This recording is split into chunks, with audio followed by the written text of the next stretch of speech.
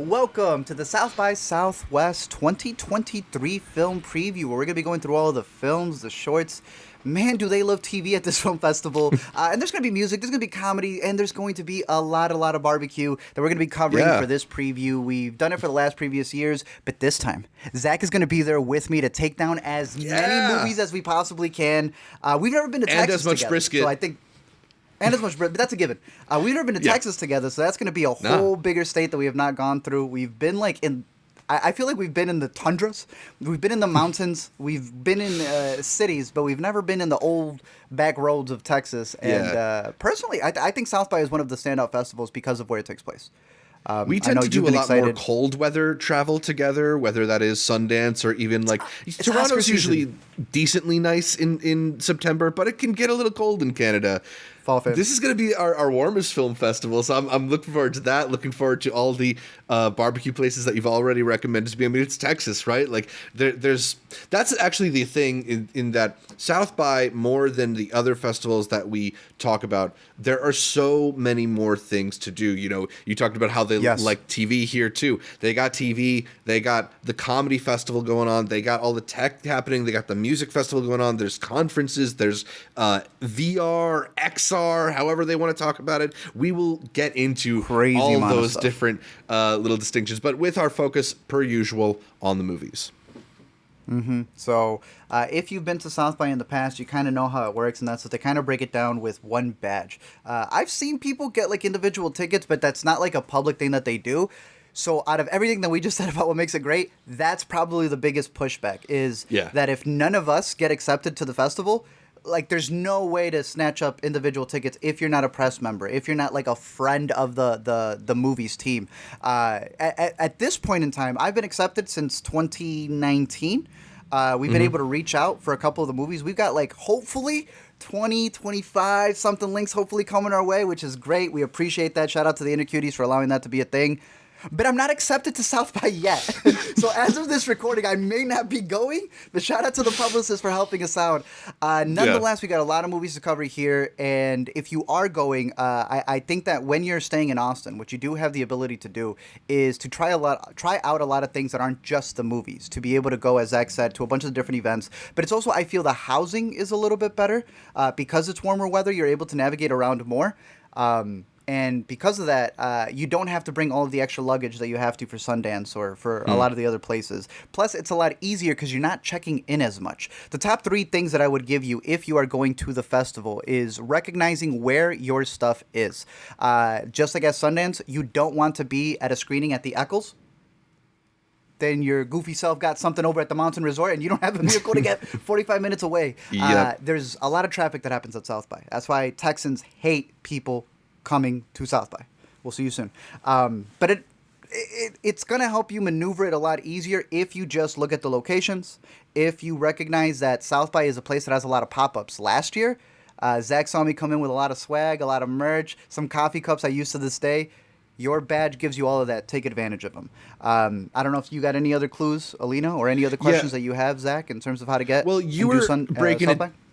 You were breaking it down to me in terms of there being this river that essentially divides the two halves of the film festival, right? And I've tried to mark the theaters with these little like blue markers here, so you'll see a lot of screenings happen at the Alamo, a lot of screenings happen at the Rollins, a lot of screenings happen at the Zach Theater, but you've explained to me that we are trying to spend more of our time over here by the State Theater and the Paramount that are right next to each other. That seems to be the spot where most of those headliners are. So with a focus there, maybe venturing towards the Violet Crown Cinema as well, because I know I've got some screenings there too. But, you know, just being cognizant of where you are in relation to the other theaters, leaving time for Q&As, because a lot of these premieres, you're going to end up there an extra 15 minutes or so, chasing down some of the, trying to just chase from movie to movie, get to everything that you have booked. I've heard from a lot of people that have covered South by in the past that you never end up getting to every single movie that you have on your schedule. Do you feel like that's pretty true to your experience of South by, or have you been able to sneak in those like 6 movie days like you do at Sundance? Come on, boy. They don't work for Intercut. Get out of here. You can do it. You can do it. One of the recommendations I would give, if you pull up the map again, Zach is right. I told him most of the best screenings, the biggest premieres, are going to be at the State and at the Paramount. You just go through those. Obviously, try all the other theaters. You just got to be cognizant of that river because a lot of traffic happens there. But this is a festival where you have multiple Alamo Draft Houses. You can eat while you watch a movie. The Zach Theater is a beautiful location because it's right next to one of my favorite barbecue places, Terry Black's. The Violet Theater is a brand new one that they added just last year. They have some stuff at the Conference Center. So you're there with all the XR stuff and all the people who are giving keynotes, and then they'll put you in like this makeshift theater room. So always try all of them. But State and Paramount, to me, I think that's where most of the movies are. I mean, it's the Paramount because it's the most Paramount location to have there. Plus, it's historical. That's where you want to take your pictures. That is the Eccles and the Egyptian combined, per se. Interesting. You had brought up the other thing about traveling around. You can walk and hustle. You can get Ubers. But this is a scooter town, which I hate and love at the same time. There have been moments where I've had to hop on a bird and just skedaddle to the next spot. So be sure of that. The last thing I'll add here, as Zach was saying, jumping from place to place, the reason I am able to do it is because when South by Southwest begins, you download a little thing called the South by Southwest app, and 24 hours before your screening, they will open up this express window. At every theater, they're going to have 2 lines. You always get in the line with the express one if you check in 24 hours prior. A lot of places have wait lists, like 90 minutes before. Will I be able to get into the wait list? Nah, they do you one better. You can get a South by Southwest Express, be in a perfect line where they're going to let you in, as the title says, expressly.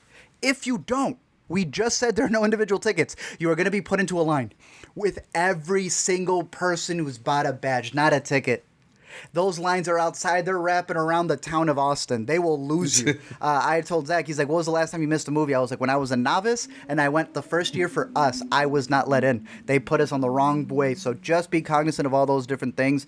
And I think you have a good fest. As all of them, drink a lot of water, get some comfortable shoes, a nice hat, and you're ready to go to watch all of these movies that we're about to break down, Zach.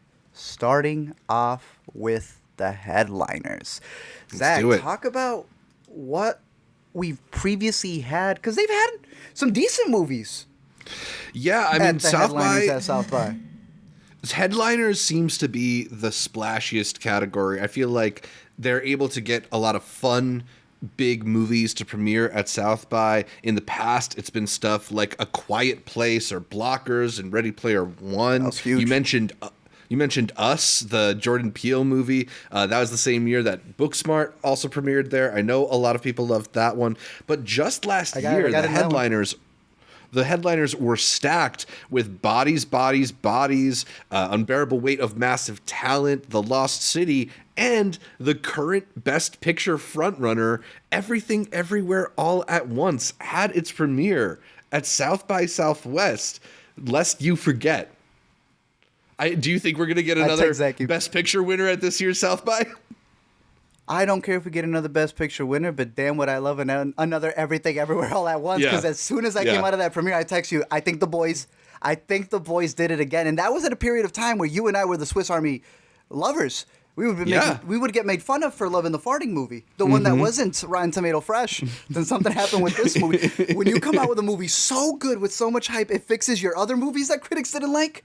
That's a revolutionary event. So Zach's right. A headliner is a place to be because, as he mentioned with some of the other ones, The Unbearable Weight of Massive Talent. I have pictures of the pre-show. They do some fun stuff. It's not just a red carpet. For starters, everyone walks by the red carpet when you walk in. It's not hidden in the back like some of the Sundance premieres. You are like kind of getting a glimpse at the actors.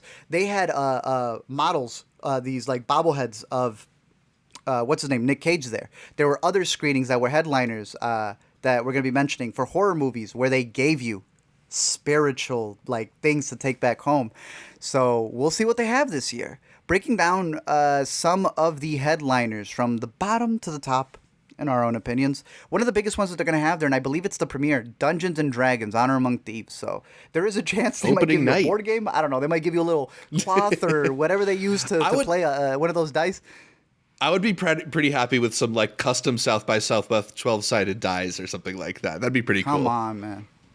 The moment that we did the 2019 one and they gave us scratch and sniff weed thingies for for Beach Bum, I realized that the budget could be whatever they want it to be. Right. But Dungeons and Dragons is gonna come out like what, the following day, the same month. I have it slated right here, March 31st. So personally, There we the go. Intercut view of it is, unless it's a free slot, you can just catch it in theaters with your A-list. But I don't know if you're excited for this one. I know a lot of people are, head over heels for getting a D&D movie. It seems to have a big budget.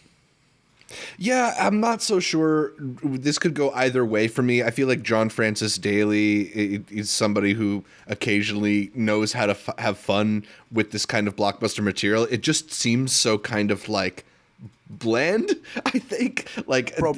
have... This is the boy from Freaks and Geeks. Yeah, all grown up. But look at his resume, because it's got like some decent hits on there. Well, I mean, it's most of the acting. When he switch? I think when he started growing facial hair. Yeah, He did Game Night? Exactly. Wow. So like, not exactly like a first time filmmaker. Man. I know, but so I'm holding out some hope. It seems like it could be fun at least. I don't know. It also seems very kind of like template in some ways. So we'll see. I feel like I'll be there opening night. There's not a whole lot else going on March 10th, film wise. Not much. Or March 31st when it comes out in theaters. But one that I have a little bit higher than this is a movie that I did not expect to be a little curious for. And maybe it's the cast. Maybe it's just because I play this game so much. Apple TV Plus is coming out with a Tetris movie, and it's having its premiere. Its stacked premiere at South by Southwest, I believe, at the Paramount. And it is based off the true story of the 80s when they created this game. I don't know if you saw the trailer. I had to cut it. I didn't realize how crazy the making of Tetris was, but they're getting into like politics and the war and different things. But it's because this man is leading it, Taron Egerton, that I'm pretty excited for it. So I at least have this in my top six-ish of the festival in terms of headliners. So I'm curious to catch it, unless they put it on our accounts for Apple, because this is sitting at 2 hours. Yeah, I mean, it does seem like hopefully it could be like a fun premiere. I do think from the little bits that I caught of the trailer, it does seem good. I like you didn't want to spoil myself too much on it. And yeah, I mean, Taron's an interesting actor, so it might be a fun role for him. He's really good. Dude, this one comes out March 31st as well. What's going on? Just that's stay the home, thing. I gotta go to the festival.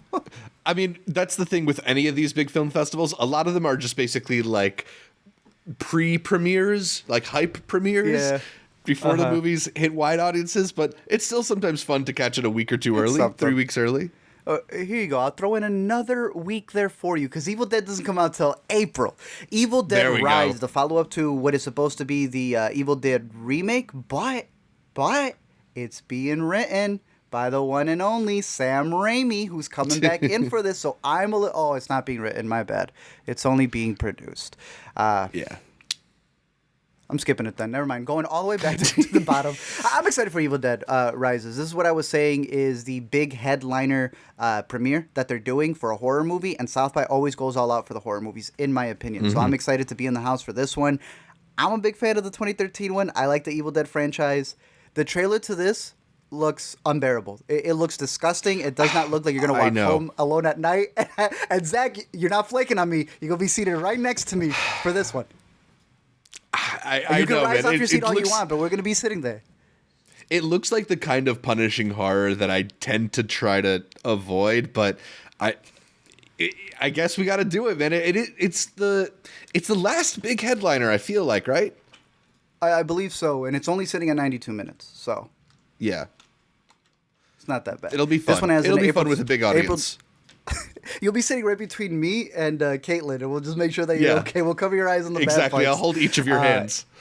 It is going to be messed up, though, because Evil Dead 2013, it was not joyful, I'll put it that way. But this one does come out April 27th. It should be a really fun premiere. I'm excited to see what they have in store for Evil Dead Rises. Another one that doesn't have a date, though, so now we're getting into the nitty-gritty. All right, so we did have the big ones, like Zach said, that are kind of just having like a really big premiere. These are what you come to the festival for. Some of the top headliners that don't have a date yet would be Joyride. This is a movie that's following a couple of friends who we've been seeing in a lot of big things, right? One of them is an Oscar nominee with Stephanie. Another one was just in one of our favorites with Shortcomings. And then it's Sherry coming Cola, from the team that did Crazy Rich Asians. So I'm curious to see what they're going to be able to do with this script, because it doesn't seem to be, you know, something as big of a budget or even as extravagant as that movie was. And it seems to be more somber as they're going back home. So I'm curious of this one. I believe this has a couple of screenings. Oh, just one. Just one. That's the other thing about a lot of the headliners here at South by, is you got one shot to see them, and that's it. So make sure to know which ones you're prioritizing, because you might not get a second shot to see it. Just staying with Joyride for a second, aside from all the people that you've mentioned, Seth Rogen and Evan Goldberg, the Superbad and many other things duo, are producers on this as well. I see here, I had marked down that it is expected to be coming out in June. Might say hop on it just in case. But this one looks like it's going to be pretty solid. I'm excited to see what they do with it. It is picked up by Lionsgate, though, so at least it has distribution. But Joyride coming up soon. These are the top 3 right here for the headliners, Zach. Let's talk about these. There is a movie coming out called Problemista. This guy in the back, he is the writer, the director, the star. Part of this movie feels like it's real. This dude has written for SNL for a long time. His name is Julio Torres. Yes. He did a series on HBO called Los Spookies. He's in it. He runs it. He stars in it. This movie, Problemista, is about like practically him, this guy who may be sent back to his country unless he's able to create something. So then this artist who sounds like Tilda Swinton playing Tilda Swinton's like, I can help this young artist do something. And it seems like a wild 90-minute adventure. It's being pitched as a comedy. It's got a pretty good cast because it's not just these two. Greta Lee is in it, who is just going to have an incredible year out of Sundance coming out with, what's it called, Past Lives. And then you also have RZA in this movie. On top of that, it's A24. Zach, is this higher on your list? I think so. I just think there's something really interesting and quirky about this. I mean, Julio Torres has been this really interesting comedian on my radar for a while, and whether it's through projects like Los Spookies that have put him a little bit more in the spotlight, or like his HBO special, My Favorite Shapes, which is so bizarre and funny, but kind of warm and wonderful in a way. I just think he's a very distinctive comedic voice, and whatever this movie turns out to be, I have a feeling it will feel very different from a lot of the other films we get at South by. You know, something like Dungeons and Dragons, I feel like I've seen that tone before. I expect to be surprised very much at whatever Problemista is. I'll put it to you this way.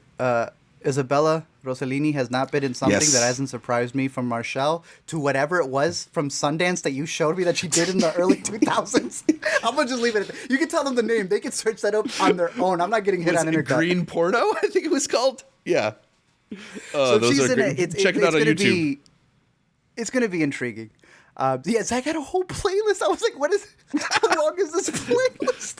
Shouts to Caitlin. That was her adolescent discovery. It sounds like it's going to be an interesting one. Probably the most interesting one out of the entire bunch here. This next one could be straightforward, but I have high hopes for it.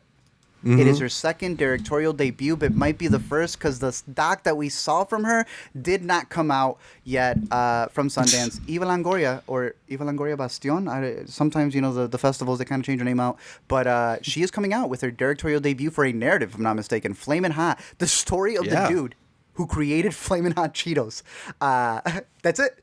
He's a janitor. Yeah. Somehow pitched it, and she's claiming to come in with this style that is very much from the point of view of him coming up to all of these board meetings and creating what ends up becoming one of the biggest products to this day. Like, the only thing that can rival this is if she makes a sequel about Takis.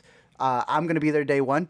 this is going to be a big release. I believe it's already scheduled by Searchlight Pictures to come out in June. So I have this as my number 2. But again, they're all fighting hand in hand there in the top 3. Yeah, and it's like this part of this subgenre of films about like discoveries that you didn't think had a fascinating story. Like maybe the best version of this is like The Social Network, because it's like who would have thought the Facebook movie would be good. But like even when you go to stuff like The Founder, that Michael Keaton McDonald's movie, or like Flash of Genius, the movie about the guy who invented windshield wipers, like sometimes there are really fun stories hiding in these like true stories of how something was made. And just the idea of this being invented by a Frito-Lay janitor, I feel like there's something intriguing there. Hopefully Eva Longoria can bring it out. He knew it was up. So we got that one coming out in the summer. We got our number 1. I think we agree on this one. Our number 1 movie, yes, I'll let you take this one away, sure, is Bottoms. Absolutely. I mean, we're going to get to Shiva Baby in a little bit, but this is the follow-up from Emma Seligman to Shiva Baby that she co-wrote with Shiva Baby star Rachel Sennett as well, about a pair of unpopular girls who decide to start a fight club as a way to hook up with cheerleaders. It just sounds great. It's a hilarious premise. It's also just wonderful that this is starring not only Rachel Sennett, but Ayo Edebiri, who previously collaborated with Rachel on like a Comedy Central web series, so they have a relationship that goes back. I'm sure their dynamic is going to be like that much better, because they're not only so familiar with each other, but such stars now, between Rachel's work in Bodies, and other stuff, and Aya's work on The Bear and showing up in other places as well. It's just theater camp, a great time Compound to be getting all this talent together. Yeah. Hey. What's she doing here? Yeah, she got the bag too. Do you know they just got Steven Yeun in there too? Bro, I saw someone died that day, and that was higher on the, on the Twitter notification list. Oh it was God. like he died getting cast in it. Poor Steven. Yeah, but yeah, Ayo also, I guess, getting that Marvel bag for Thunderbolts. I did not know that. Wow. Yeah, that should be more than enough to get y'all on it, because, I mean, they've already got a great track record, but I just throw a little last one in there. I just love seeing a random Marshawn Lynch appearance come out in a movie, and he's got several. So that's another person who's got a big one. Because I told Zach, another co-star to a massive movie, spoiled he's going to be in it. And it has not appeared on his IMDb. But there's a scoop out there. Just be careful. Marshawn Lynch will be appearing in many places. But those are several of the different movies that we have from the headliners. Again, for me, I'm the most excited for something like Bottoms, or those movies that we don't really know what we're going to get out of them, but I think are going to be really exciting towards the end of it. But those are our headliners. I think the discoveries that you're talking about tend to be found in our next category here. The narrative feature competition has had several movies that have either gone on to win awards or created some people that they're just not going anywhere from here on out. Absolutely.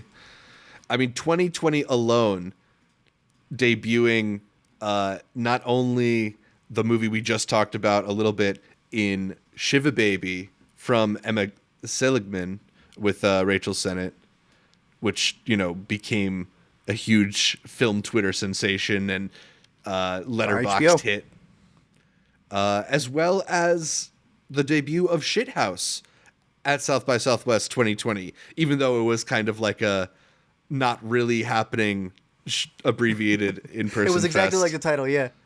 But then to think that he would go on to win and then do Cha-Cha at Sundance, at a certain point, this man was having premieres for all of his movies at festivals with nobody in the seats. And then last year, this was also the category that held one of, I think, 2022's most underrated releases in The Fallout, streaming on HBO Max now. Yes. Really, really thought that movie was great, and it was the winner of the narrative feature competition in 2021. Very good movie. Also streaming on HBO, so maybe there'll be some new ones out here on the list that can hop on there. The next one that we have is that narrative feature competition, and yeah, Zach was right. It is completely and utterly stacked. Yes, full of movies that I think have dominated film Twitter and Letterboxd since then. We just talked about Shiva Baby, Emma Seligman's first collaboration with Rachel Sennett, and they're back here 2 years later. At that same South by Southwest, it was also the debut of Cooper Raife's Shithouse, which is another movie that lots of people really, really love. Kind of crazy that both those years came out of a South by Southwest that almost basically didn't happen. Almost nobody had access to that 2020 South by right after COVID. Yeah. That's what we said with Cooper. Poor guy had no butts and seats for his premieres. But yeah, the narrative feature competition's really fun. I mean, I Love My Dad, the Patton Oswalt cringe comedy that came out, was here last year, as well as Linoleum, which we might talk about in Weekend Must Watch in just a minute, because that's out this weekend. But The Fallout was the winner of the narrative feature competition last year, and that was or in 2021, and that was one of my favorites of last year. A really great movie on HBO Max. I know some Intercuties are big fans of The Fallout as well, so there's some real gems that appear here at South by. And all the ones that you mentioned, if you don't get to see it at a place like South by at a theater, that may be the only time you're seeing it in public before it goes straight to streaming. So let's look at the new stuff that we have on the horizon. Starting off with Pure O, a drama about a musician, who has this thing called Pure O. It's another form of OCD, and it's about him just going through his day, struggling with relationships and his job. The director here, Dylan Tucker, his bio, like I found it in like 3 different places. He wants you to know he's worked with Cassavetes' granddaughter on a film. So I don't know how the nepotism works, but I think working with Cassavetes' granddaughter on a film, I think can really help you. A short film for that. I'm curious to see how the performances are on this one, because it definitely seems like it's going to be a very performance-heavy movie. I don't know too much of the actors on here, but got it right here on the horizon. Pure O, playing in the narrative competition. Another movie is Scrambled. Very interesting title here for a kind of crazy movie, in where a millennial has to decide to freeze her eggs and wait to see what's going to happen in the future. This comes from Leah McKendrick, who's done a lot of acting. And I want to say this is one of her first ventures into a full feature-length film, because she's done stuff like a Pamela and Ivy fan fiction short. She's working on a Mrs. Claus origin story. But if you are a fan of Yvonne Strahovski, I want to say, so you say her name, from Chalk, and I think she's been in several other shows. Handmaid's Tale, I think. Handmaid's Tale. Then this is probably going to be something that her lead performance is going to be at the forefront. And it's being pitched as a comedy. So, Scrambled. That one's on my list too.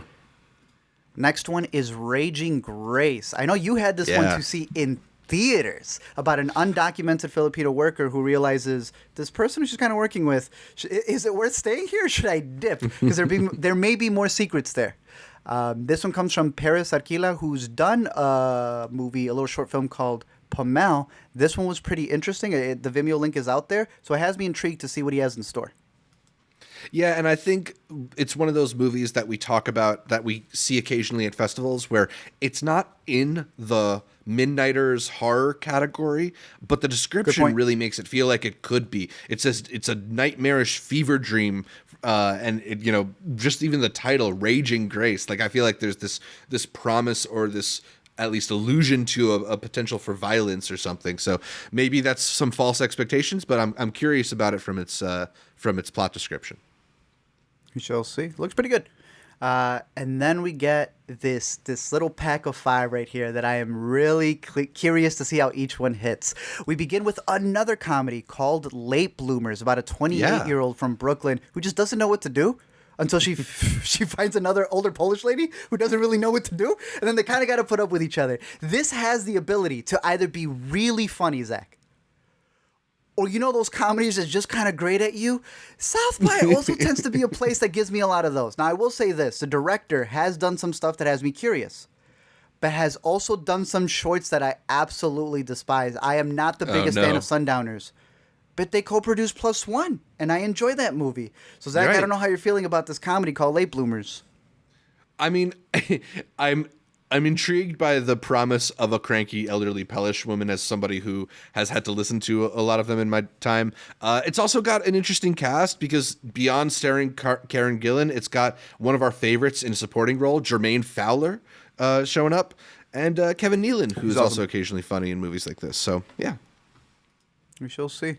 Late Bloomers. The next one is yet another comedy, but this is more like a family drama.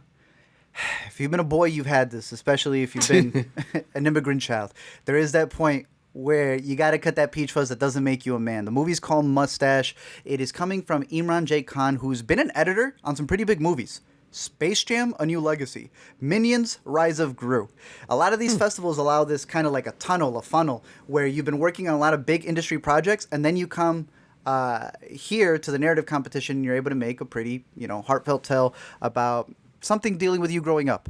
And when I think of a Pakistani American growing up in the mid-90s and having to shave his mustache, of course I think of Alicia Silverstone, who is the headliner in this movie, according to South by Southwest. She seems to be making an insane comeback.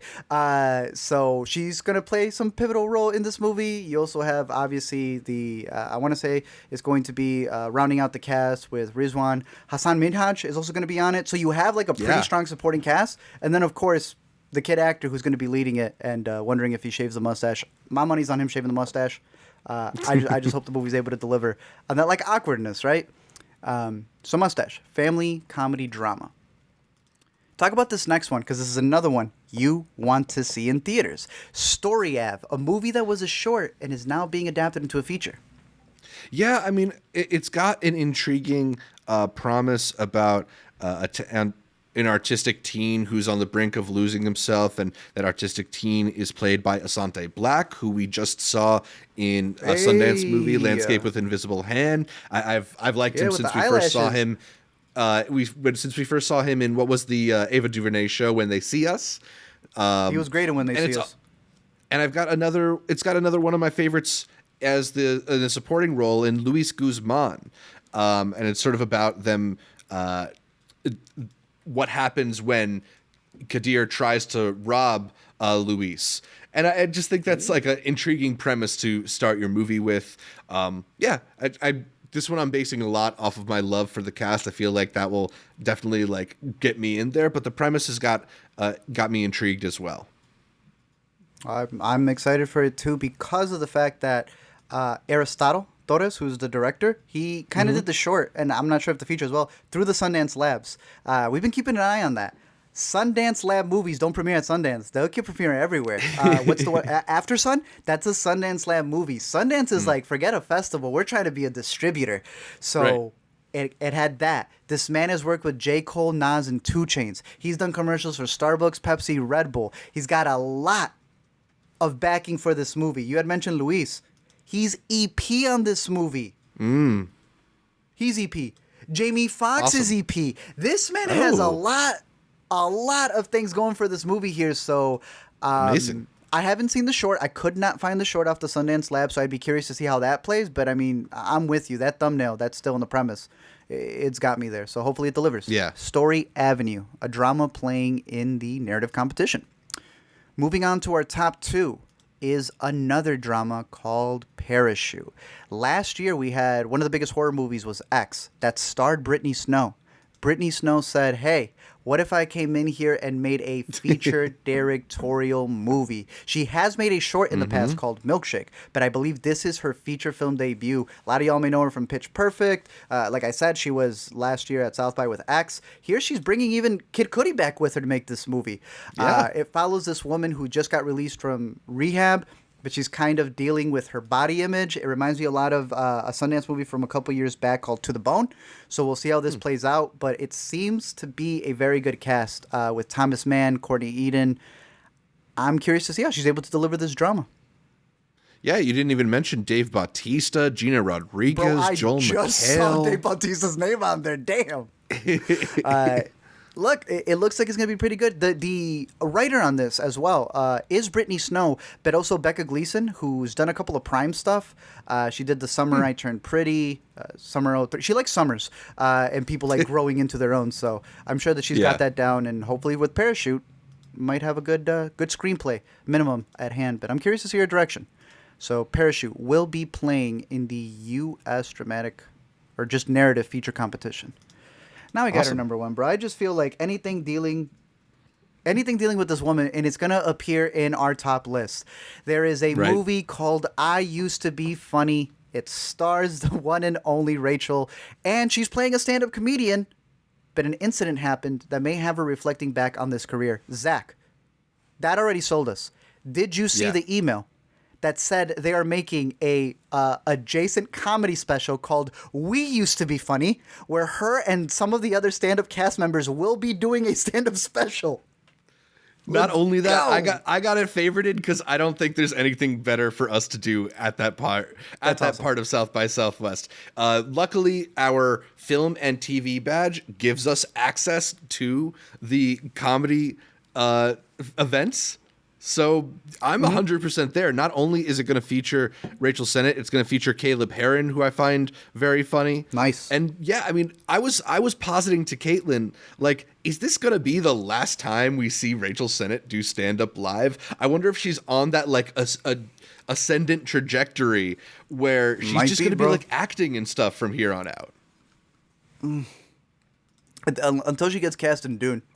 You might be able to see one more performance, but yeah, once she gets that Marvel bag, you never know. She might be in Thunderbolts as well. But yeah, the moment I saw that made me really excited because that's what we said. Yeah, the badges in the past are really expensive, but the ability to be able to also see a stand-up show, a music show, anything that's adjacent to it makes it a really fleshed out event because you have all of these different parts. When we get to the music docs, there will be a lot of those musicians also performing. Just another thing to add, it's easily our number one. I think you agree as well. The writer, worked on The Great, which I think you like. Shrill, I think is a really good show. Schitt's Creek, I think people like that show a lot. So there's a lot writing on this movie. Easily one of the standouts of the fest for us. I Used to Be Funny. So that's the headliners. That's the narrative competition. Some good picks already at play. Pretty much if Emma's on the title, go to it. But we still have one more, the narrative spotlight. This is supposed to be movies that have already kind of played in other places around the world, but are trying to get their like big American premiere. I also love Texas because if it's already played in America, they'll call it the Texas premiere. It's played at Texas, the Austin premiere. But we have some good ones here. Talk about what's previously played here. Well, narrative spotlight was the place where current Oscar nominee To Leslie, featuring the one and only Andrea Riseborough, premiered. They said no one saw this movie, but one of us did. If you were at South by Southwest last year, maybe you did too. The Art of Self-Defense, I think a really underrated Riley Stearns dry comedy with Jesse Eisenberg. I think that movie's hilarious. That had its premiere at South by. That feels like a very South by Southwest movie as well, that kind of comedy. Was the perfect. Remember, they hounded me down and somehow found my address and sent me I lost it. I'm sorry, Art of Self-Defense. Or Riley Stearns. Like, is it right there? Is it still alive? Oh, it's up there somewhere. I didn't think you could see it. But they did. They sent me a little thing for the Art of Self-Defense. I guess they didn't print out the patches before. Patch? They didn't print out the patches beforehand, so they ended up sending it afterwards. I have no idea how Riley Stearns knows where I live, but again, South by with the swag for the screenings. Absolutely. And also in previous years, Support the Girls, which I really love, as well as Peanut Butter Falcon, which I think I remember you saying was a like very emotional live screening to be at for South by. Yeah, I thought it was fantastic. It was really cool to see them all there talking about it. Zach was there. I can't remember if Shia was there. It did also make me realize a lot about movies that day because this was a movie that I love and I still like to this day. But I'm sure that there are a lot of other things that have happened since then with the LaBouffa song that people could take into account. And I'll add another one in there since I mentioned in the past. This is when I realized very quickly, yeah, you didn't just get Dakota Fanning and Shia and this is an independent movie. You're lying about it being independent. Because the directors and the producers just straight up told me, yeah, we were just lying about that. We already have distribution. And I sat there outside the State Theater for a minute going, oh, that's how these festivals work. So I have so much about Peanut Butter Falcon that it gave me an emotional ride as a movie, but it also mentally prepared me a lot for these festivals. So yes, Peanut Butter Falcon was a good pick from this list. So what do we got from this year's selection of narrative spotlight choices? We got a lot, so let's go through the first half pretty quickly. You sing loud, I sing louder. I don't know if you got to see this man in an Apple movie pretending to hang out with his brother who's not really his brother, but McGregor said, what if you saw me hang out with my daughter, playing my daughter, writing the script? This is just that. It's a father and his estranged daughter, played by a father and hopefully not his real life estranged daughter, but Clara McGregor. She has a story by credit here. And that is You Sing Loud, I Sing Louder. That will be premiering there, probably coming up to, like, I don't know, cool. Apple TV Plus or something. Yeah. Northern Comfort, kind of interesting. A diverse group of people with a chronic fear of flying are stranded in the wintry north. Looks like a little goofy movie, a comedy that comes from Hafstein Gunnar Sigurðsson. But Timothy Spall, I think, always tends to be a pretty funny guy, a good lead. He seems to be the person who the whole group is kind of surrounding themselves around. Co-production from Germany, Iceland, and the UK that's played overseas. It's not going to be playing over here. So if you're scared about flying, Northern Comfort might bring you some of that. This is the movie you needed before you got stuck in the terrible airport, Zach, on the way to Sundance. Another one that's going to get a little confusing, Zach. We're going to do a twofer here.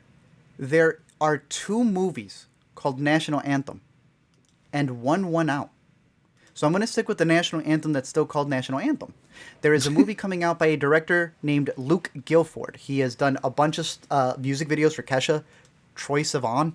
So he's been in the LGBT world a lot in terms of who he's done collaborations with. Here he's written and directed this, and it's supposed to be this drama of a 21-year-old in New Mexico who starts becoming or getting involved with a community of queer rodeo workers.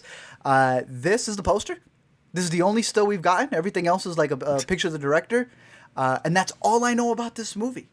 But then I come to find out that there's another movie called National Anthem that had to change his name. So when I saw this still, I'm like, wait, the gay cowboy is Paul Hauser and Sydney Sweeney? Nah. This is another movie called National Anthem. It's a crime thriller that changed his name to Americana. So again, Zach, to not get it confused. National Anthem. Queer cowboys.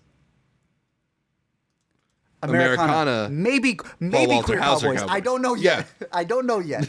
To be determined. So we'll see.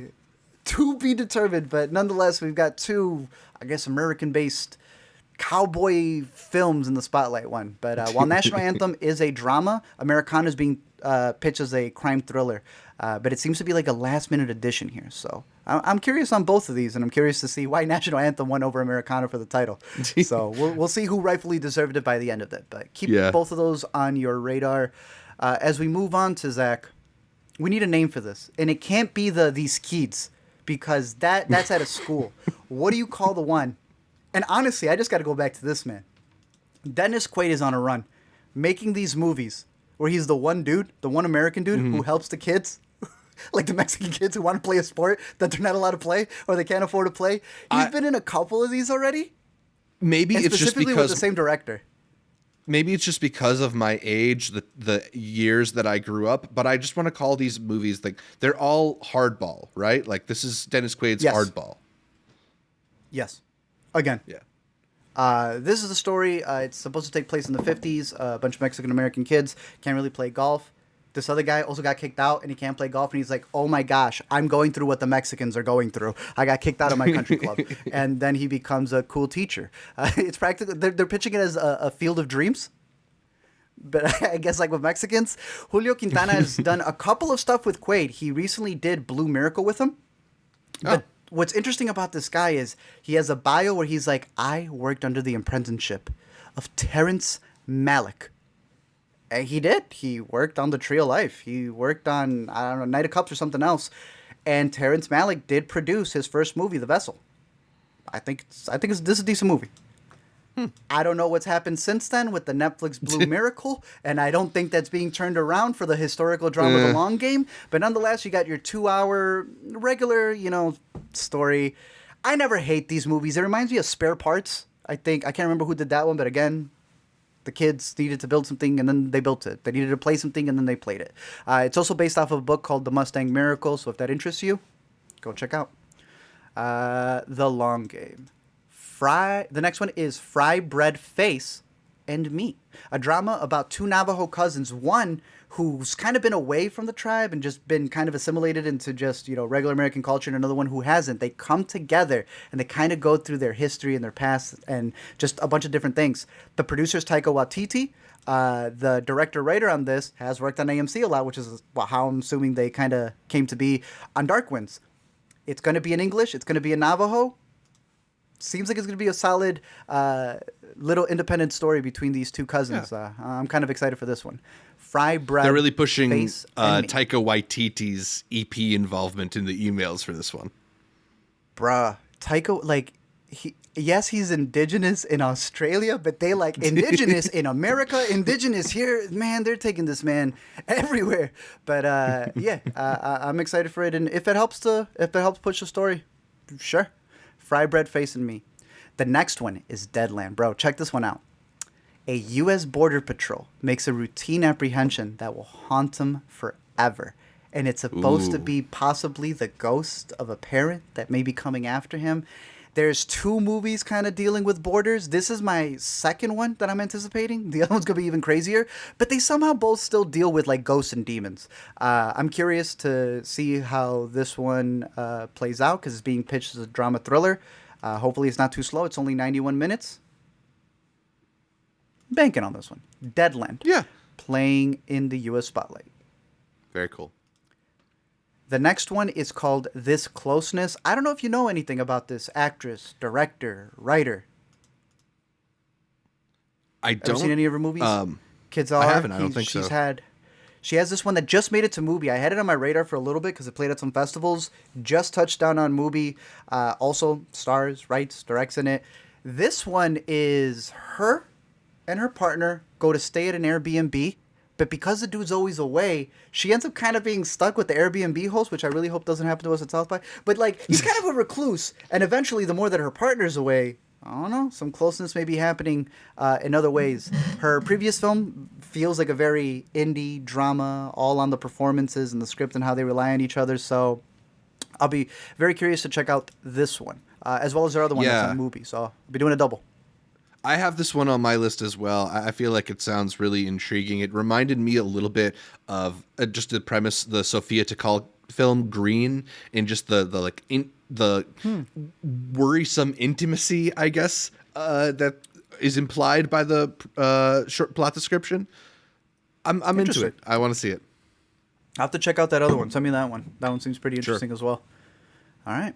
Moving on to the last two in this list, Peak Season, the story of a woman who has had to drift apart, and then another one where she is also on vacation and may kind of be uniting with somebody else even though she has a fiance.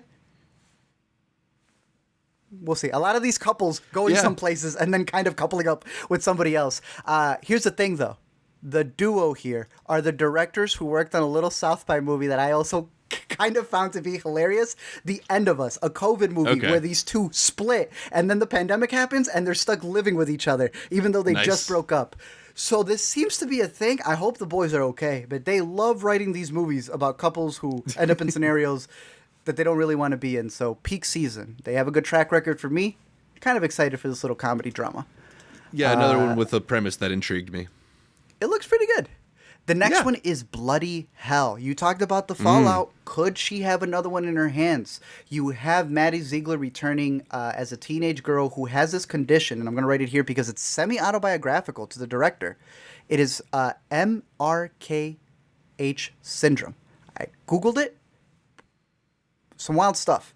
The director, Molly McGillen, has done a lot of TV series, and in particular, she's calling this her semi-autobiographical feature and what she had to go through. She also has Janelle Monáe producing. I don't see her in the cast. Interesting. Boy, that's a pretty powerful producer to have. Yeah. So I'm curious. She's been able to prove her dramatic worth, I think, in some titles. As a lead, though, I'd be curious to see what Maddie could do. Yeah, it's definitely intriguing. Yeah. Good title, too. Bloody Hell. Mm-hmm. And this is one of the ones that's got a couple. It's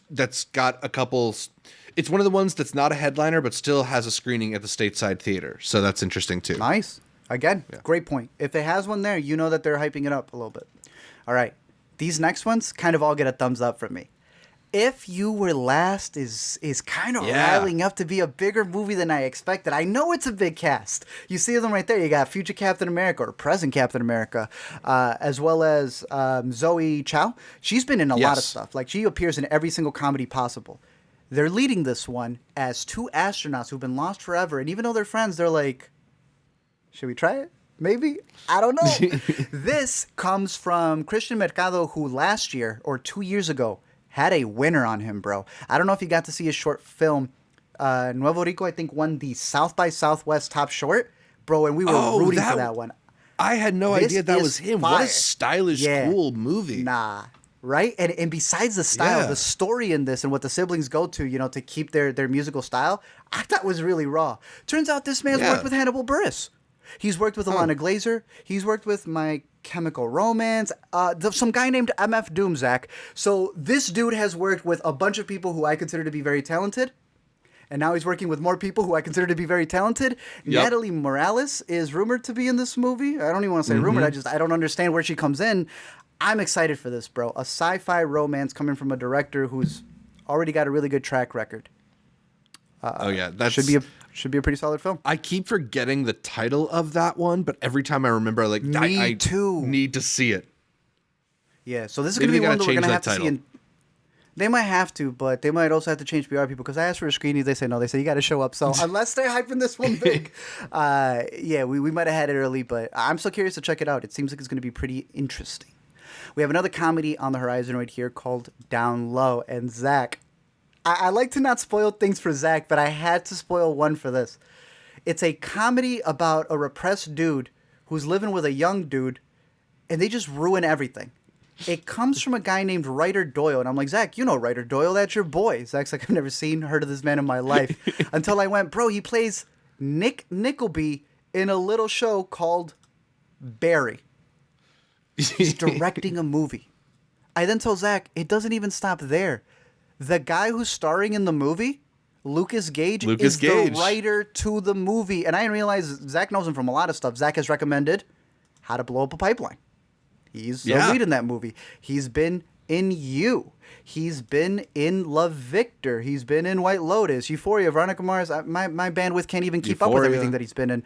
Now he's in Down Low with Zachary Quinto, Simon Rex. This could be the funniest thing at the festival, or it can be, how long is this? 90 minutes. 90 minutes of pain? Of pure torture if it doesn't hit. We are deciding where we're going to play Russian roulette to see this movie, and one of these theaters is going to be the lucky one. And hopefully there's a bar outside. I don't know, man. You're a bigger Barry fan than I am. Do you have faith that an apprentice off of Barry can carry that energy into something else? His role on Barry has a lot of awkward cringe comedy to it. So maybe that has sort of, I feel like that's maybe a little glimpse at what hopefully would come from it. Because just when you see the words outrageous comedy in the plot description and they're wearing those outfits I don't know, man. I'm trying to get myself pumped for the English version of Mother Schmuckers or something. Stop. They wish, bro. Yeah. We'll see. I don't know see. if Americans can even make a movie that depraved. Comes from Phoebe Fisher, who wrote, I Know What You Did Last Summer, so probably not, Zach. The next one is The Only Good Survive, a crime thriller starring an actress who we really like, Sydney Flanagan. She was fantastic in Never, Rarely, Sometimes, Always, out of Sundance, a movie we highly, highly, highly recommend. We did a Let Us Explain for it. They didn't like it. They copyrighted that video immediately. That's exactly what's going to help you get the audience like a Marvel movie. Right. We like her as an actress, but we haven't been able to see her in something else. Here she comes in with a lead performance as this girl who's kind of part of a heist gone wrong. There may be a call.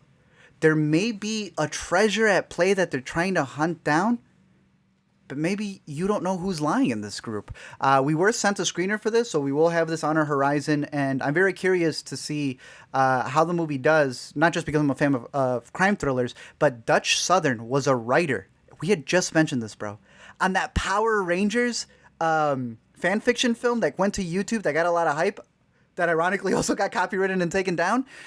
So I'm curious to see what he can come up with in an actual narrative film that he's going to be able to put out there. He also came out in Bad Turn Worse, which I told you was a movie that I covered early on. Like the original version of the Must Watch was a monthly thing I used to do on the A to Z show. This was one of the first one, and look who it has, your girl, Mackenzie Davis. So yeah. He's worked with a couple of good people, and now he has a very interesting premise. Just be careful with one of the descriptions on IMDb or something kind of spoils who the cult is, so just be careful with that. Interesting. But Only the Good Survive, a movie coming out as a crime thriller at South by. Talk about Upon Entry, a movie both you and I are very excited for. Yeah, I mean, it's got what seems like a fairly simple starting point, but one that I'm extremely excited to see where they take it to, because it's about this couple moving to the U.S. and then brought into the airport's immigration detention center, upon which they're subjected to an inspection that reveals a bunch of stuff. And, you know, it's a slick 74-minute movie. It doesn't feel like it's going to overstay its welcome. Something about that gets me even more excited. It feels like they probably whittled this movie down to only the essential bits. And to me, it sounds like, was it Compliance, that messed up movie about the backroom McDonald's? Like, if we get something like that in store, I would be so unsatisfied. That's actually a really good one to put it, because I love the breakdown, how they're saying they have to open up to like the stranger to get through, but they've never said this stuff to each other, so it's kind of ruining their relationship.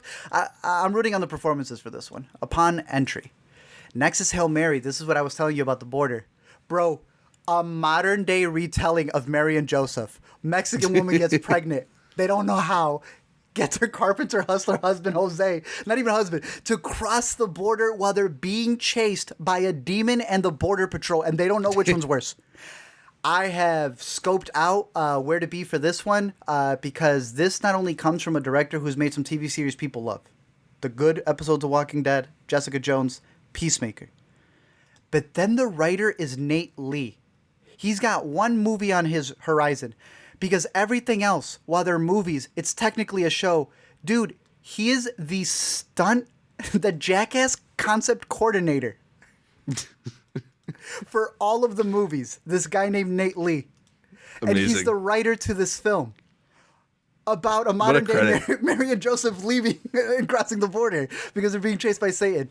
I don't know what else there is to say. You also got a really good performance here because you have an actor who has done nothing but deliver in everything he's in. Jack Houston, that's a baller right there. I'm really excited for this movie. This sounds like exactly the type of horror adventure I want to see out of Sundance. And like Zach said, another horror movie that's not even in the midnight. It's being pitched in the spotlight category. Hail Mary, I have so many high hopes for. Please, please, please don't disappoint me.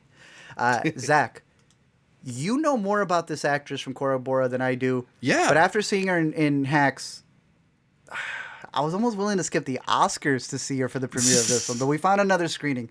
Talk about Cora Bora. Well, Meg Stalter is this very funny comedian who kind of has popped up in a bunch of places and has made an increasing name for herself recently. I think, like you mentioned, Hacks has probably been her biggest role to date. We just saw her in Sometimes I Think About Dying at Sundance, where she was also very funny. Here, it looks like she'll get her own kind of starring role in Cora Bora, a film about a woman who feels like her open relationship is falling apart. And I don't know, I think she's just got this very hilarious kind of confident but you know there's something wrong there energy to a lot of her comedy, and I'm excited to see that showcased in the lead of a film rather than just on the peripheries of one. Yeah, Chelsea Peretti is also in this, so she's going to have really good people by her side. Manny Jacinto, who people really like, and then Margaret Cho. If Margaret Cho's in a movie, I at least know that there's going to be one funny joke in there. To double it up, the writer, EP on Shiva Baby. This is a Shiva Baby podcast. Any mentions or adjacent things for Shiva Baby will be mentioned. But dude, I dragged y'all at Sundance to see this movie called Before You Know It. This is the follow-up. This is the director to that movie. I know that score says 5.3, but I like this movie. I stand by this movie. She wrote this movie with her friend. I like Hannah Pearl, and this is her follow-up. I'm a be there. So, I recognized her name, and I couldn't figure out where it was from. But thank you for give that one a rewatch me. if you can, dude. Give that one a rewatch before you know it was funny, man. It's just you got to be in the right headspace, and I know we brought the whole group to go see that one. But I'm excited that she's doing something else because she's really talented, and definitely it has me hyped up because I like her comedy. The next one, let's talk about this one, War Pony. It premiered at Cannes and won the Camera d'Or, and it is one of the directorial debuts of Riley Keough, who's co-directing it with her friend, Gina Gamal, who made a production company back in 2019. Have you heard anything about this movie? I mean, I think Amanda caught it back at Cannes and thought it was interesting. We were talking a bit to her. Nice. It's interesting that it also focuses on this indigenous community on a reservation, and just that Riley Keough is involved in this kind of story intrigued me too. I'm excited mainly because of the way that they say they're gonna surround the cast, all these young boys. It reminds me of the one that we had mentioned earlier with the cousins and them coming together to figure out who they are as people growing up. But what I find interesting is that you have this coming out on May 11th, reportedly, by Caviar TV. Every time we come to these festivals, there's always a new one, and we always wonder. 4 years ago at Sundance, there was Topic Studios, and I go, I don't know. Yeah. They're picking up a lot of movies. Remember when we were talking Topic about Studios Fifth Season, and then it showed up as the production logo on the John Carney movie? Fifth Season's everywhere now? Yeah. I need a shirt from them. I've always wanted a shirt from Fifth Season. But we're going to need one for Felix Coupo probably as well. I like it. I'm Riley Keough, I'm not getting too into it. It's been a rough year. I'll put it that way if you follow the news. Really, it actually has. I don't know how much you know. It's been pretty tough. Her mom just passed. You've got... it's still Elvis being in the news every single day. But I'm curious to see what she's able to do with this as she transitions into a director. I'm actually really excited for War Pony as well. Top 3, Zach. Self-reliance. Yes. Continue to kind of... I'm iffy on this one too, but you're trying to convince me that Jake Johnson can write, direct, and convince not only us, but the people in this movie where he's confronted by some group of people saying, as long as you're not alone, you're going to get $1 million. And he goes, that's easy. All I have to do is not be alone. No one in his family, no friends, no one whose house, no one believes him. So he kind of might actually be in trouble because it's not just $1 million or however much. This reality show may try to kill him. You have faith in him. I do. I mean, I generally find Jake Johnson to be a pretty hilarious person. I don't know if he's yet found the right groove in his movies, but I'm hopeful for this one because not only does it come from him, the executive producers are Lonely Island on this. Talk about it. Thank you for saying that. Yes.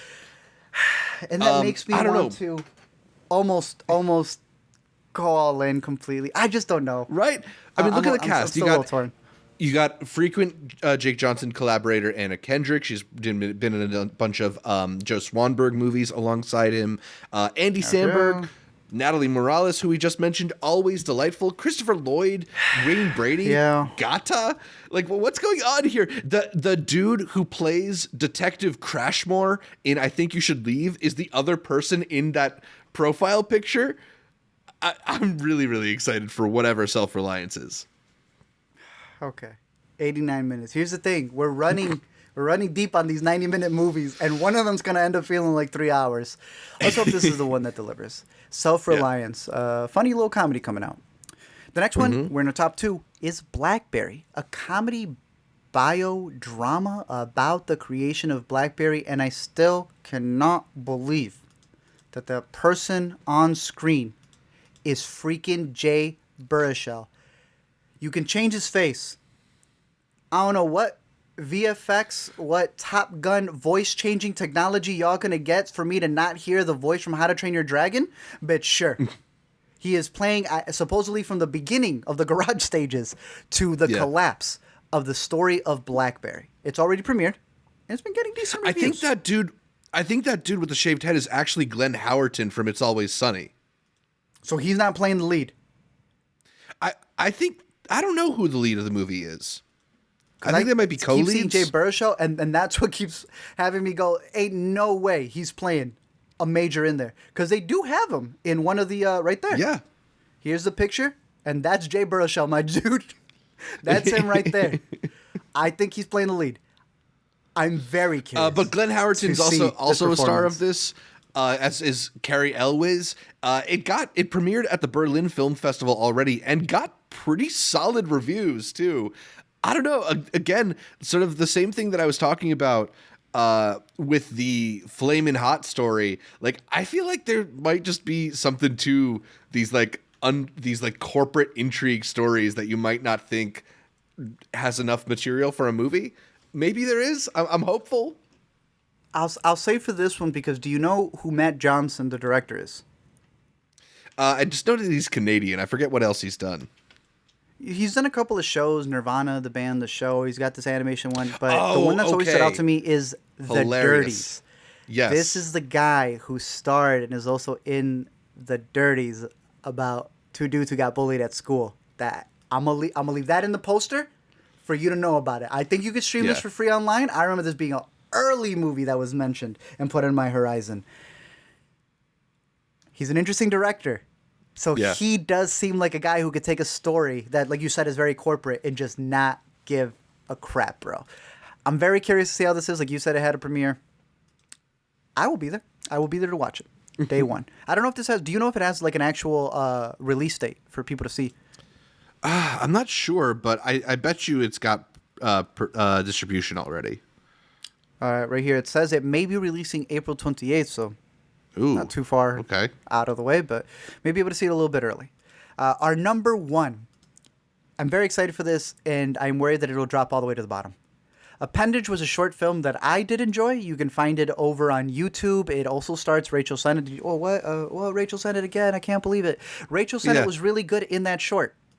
It then got picked up by Hulu to be a part of this bite-sized Halloween thing, so you can't even, like, IMDb the short because it's an episode now. I have thoughts about how they're commercializing that, but nonetheless, that means Hulu will now have the feature, Appendage, that's taking the short and making it this long-form thing about a girl who kind of has a part of her who may be taking over her life. I'm curious. It's not Rachel Sennett. They kind of swapped them out. And like I said, it is owned by Disney now. It is commissioned by Hulu, and it will be coming out not that far away, so... I was really excited for it, and the more I learn about it, I'm not gonna lie, it's falling down a little, but I still want to root for it. Appendage. Yeah, I wasn't the biggest fan of the short film, but it does strike me as a short that felt like a concept for a feature. Like maybe it would go deeper and have more to reveal if you expanded on the premise. Fair.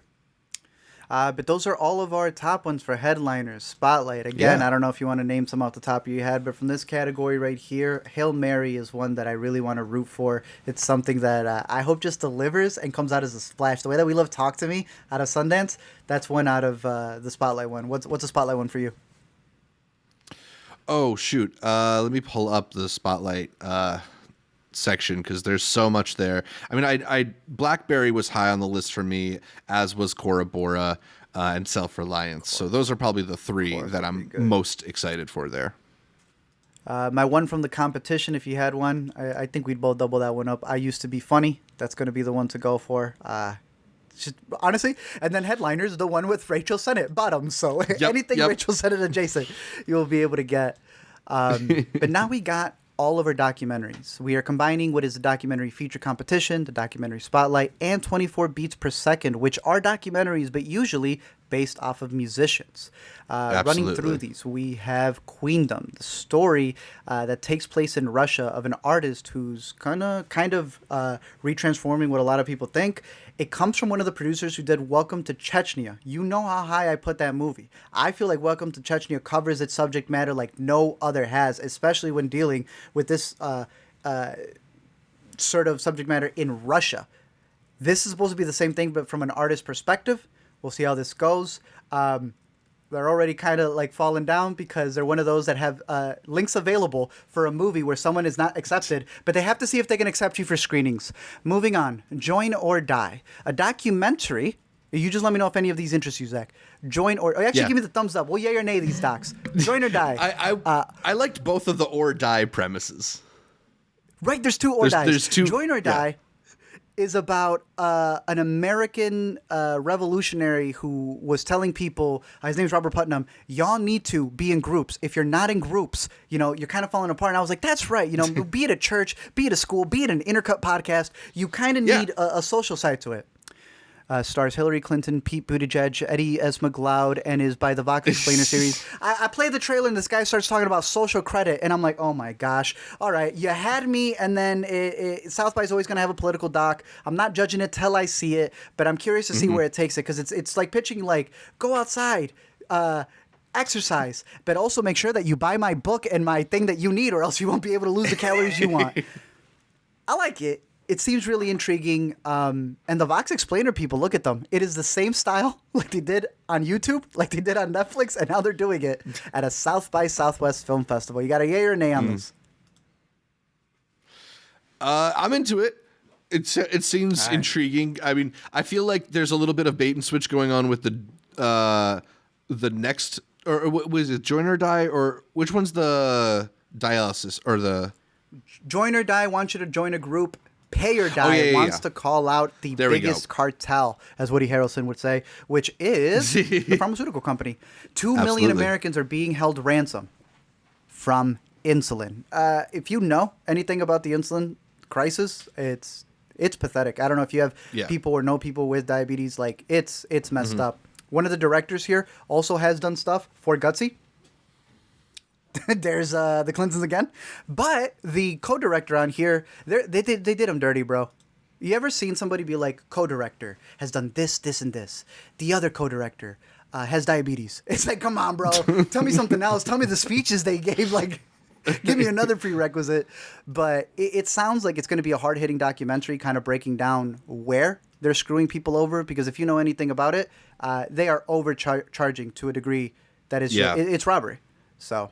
Absolutely. Pay or Die is a crazy title for it. This is the or die that I'm more intrigued on. More excited, how it goes. So, Join or Die or Pay or Die. There can only be one or die, so we'll choose the best one. There can only be one. Yeah. Angel Applicant, dude. I'm gonna pitch you this when you give me the yay or nay. There is an artist who was sick with this. Let me see what it is. Systemic scleroderma. He was an artist who used what he had as a way to cope with it, and he put it into his artwork. The artist's name was a Swiss-German person named Paul Klee. This director is studying his stuff, proceeds to get the same life-threatening disease, and through the art that he's making of documentary filmmaking, he continues to pursue it because he notices how this artist used his own artwork to overcome it. All right. Wow. All right. I'm intrigued. Coming out by Obscure Pictures. Thumbs up from me. Very curious on this one, especially how they're going to break the artwork.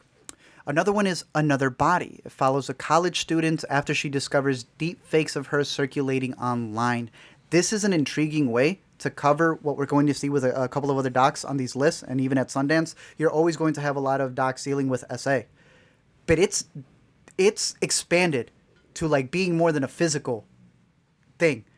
To have yourself online has been a thing that's been in the news with a lot of Twitch streamers. So to have a movie about it, I have not seen one of these unless it's been a short. So to have a full feature-length film about this, it's going to be interesting to see how they tackle the subject material. Another Body, dealing with deepfakes. These are my top 3 from this category, though. Jeff McFedridge, Drawing a Line. This guy has done so much artwork. He has done the watch faces on your Apple Watch. But Zach, what really intrigued me was that he has a credit. Get this. For making movie titles for Spike Jonze. That's sick. Ooh. That's a pretty sick credit to have. Yeah. So it's a biography on him. I'm pretty excited for it. Yay or nay? Of course. I mean, you tell me Spike Jonze, I'll be there.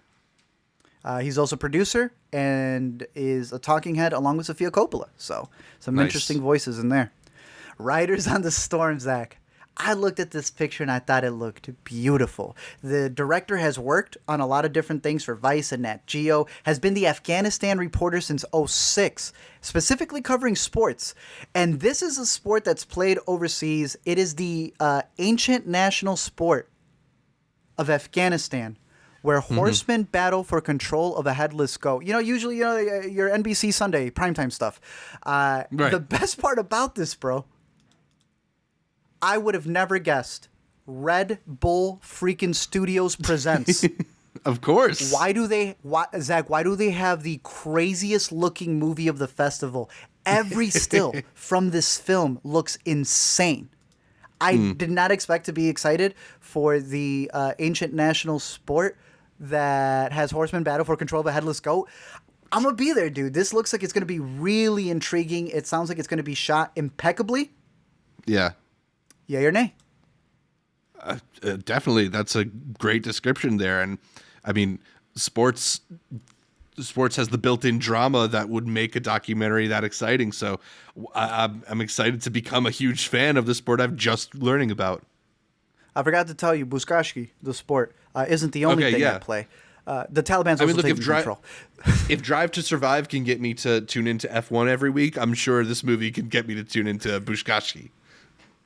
Why just start covering Buzkashki on a weekly basis? And our number one, it will be coming to HBO. It is this hybrid called You Were My First Boyfriend that's taking a lot of her 1990s memories about what it was like to go to this dance, but also realizing actually that isn't how it went. I may be thinking of some of my stuff, or my memories may be kind of they may not be correct as I thought they were. This comes from a couple of producers who have worked on some good stuff. They just did The Stroll over from Sundance.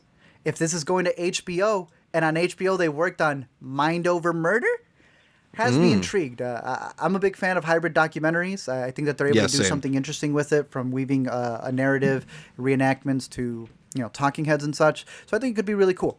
You Were My First Boyfriend, top of the list. Yeah, this one was probably the top of my list as well.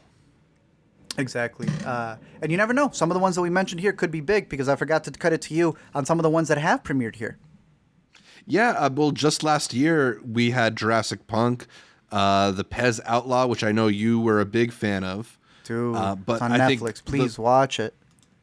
But I think for me, the best film, or at least the best film that was in the documentary competition last year, also made it to the Oscar shortlist. That's Bad Axe, a really phenomenal documentary that kind of took one family's experience of the year 2020, and you end up being like a cipher to how everybody felt around that time. Yeah, and I think that was able to garner up some of the indie awards. It sadly didn't go farther than what it needed to, but all of those were really great picks. And the best part with the documentaries is when they get those streaming premieres, so that you're able to actually see them from the comfort of your own home, because it's usually difficult to catch a lot of these. All right, documentary spotlight. Yeah, moving on to documentary spotlight. Do we want to get into the previous movies that have been in this category first? All right, so this is a place where you see a lot of profile documentaries, I feel like. So Clerk, the Kevin Smith documentary looking at his life and career, had its premiere here at South by a couple years ago. Also Tony Hawk, Until the Wheels Fall Off, which ended up over on HBO. I know you like that one as well. That had a premiere at South by. We Feed People, which I liked quite a bit, looking at Chef Jose Andres and his charity work. Also directed by Ron Howard. That was at South by last year. And as well as We Are As Gods, which is not a profile documentary, but a really fantastic sort of look at life and Earth and extinction and science, and just a very fascinating documentary. I'd call that one a little bit of a profile, because the dude, he was worried that he was never going to be able to be around for the dinosaurs. True. And I got to add it because I saw you link it there. You linked it. I got to shout out, You Cannot Kill David Arquette. This man really made a documentary where he almost died trying to have a rebirth. So a lot of good profiles. Thank you for saying that, because that's actually a great way to look at a lot of these that we're going to be breaking down. Starting off, Who I Am Not, a documentary that's exploring people who are born male and female within one body. We were looking up the way that they've expanded the category to be LGBTQ. IA. The I's for intersex. And with this, you have a lot of people who are kind of being snipped because these are people who are born intersex. They have sometimes both body parts, and really it's about the medical practices and a lot of their journeys along the way.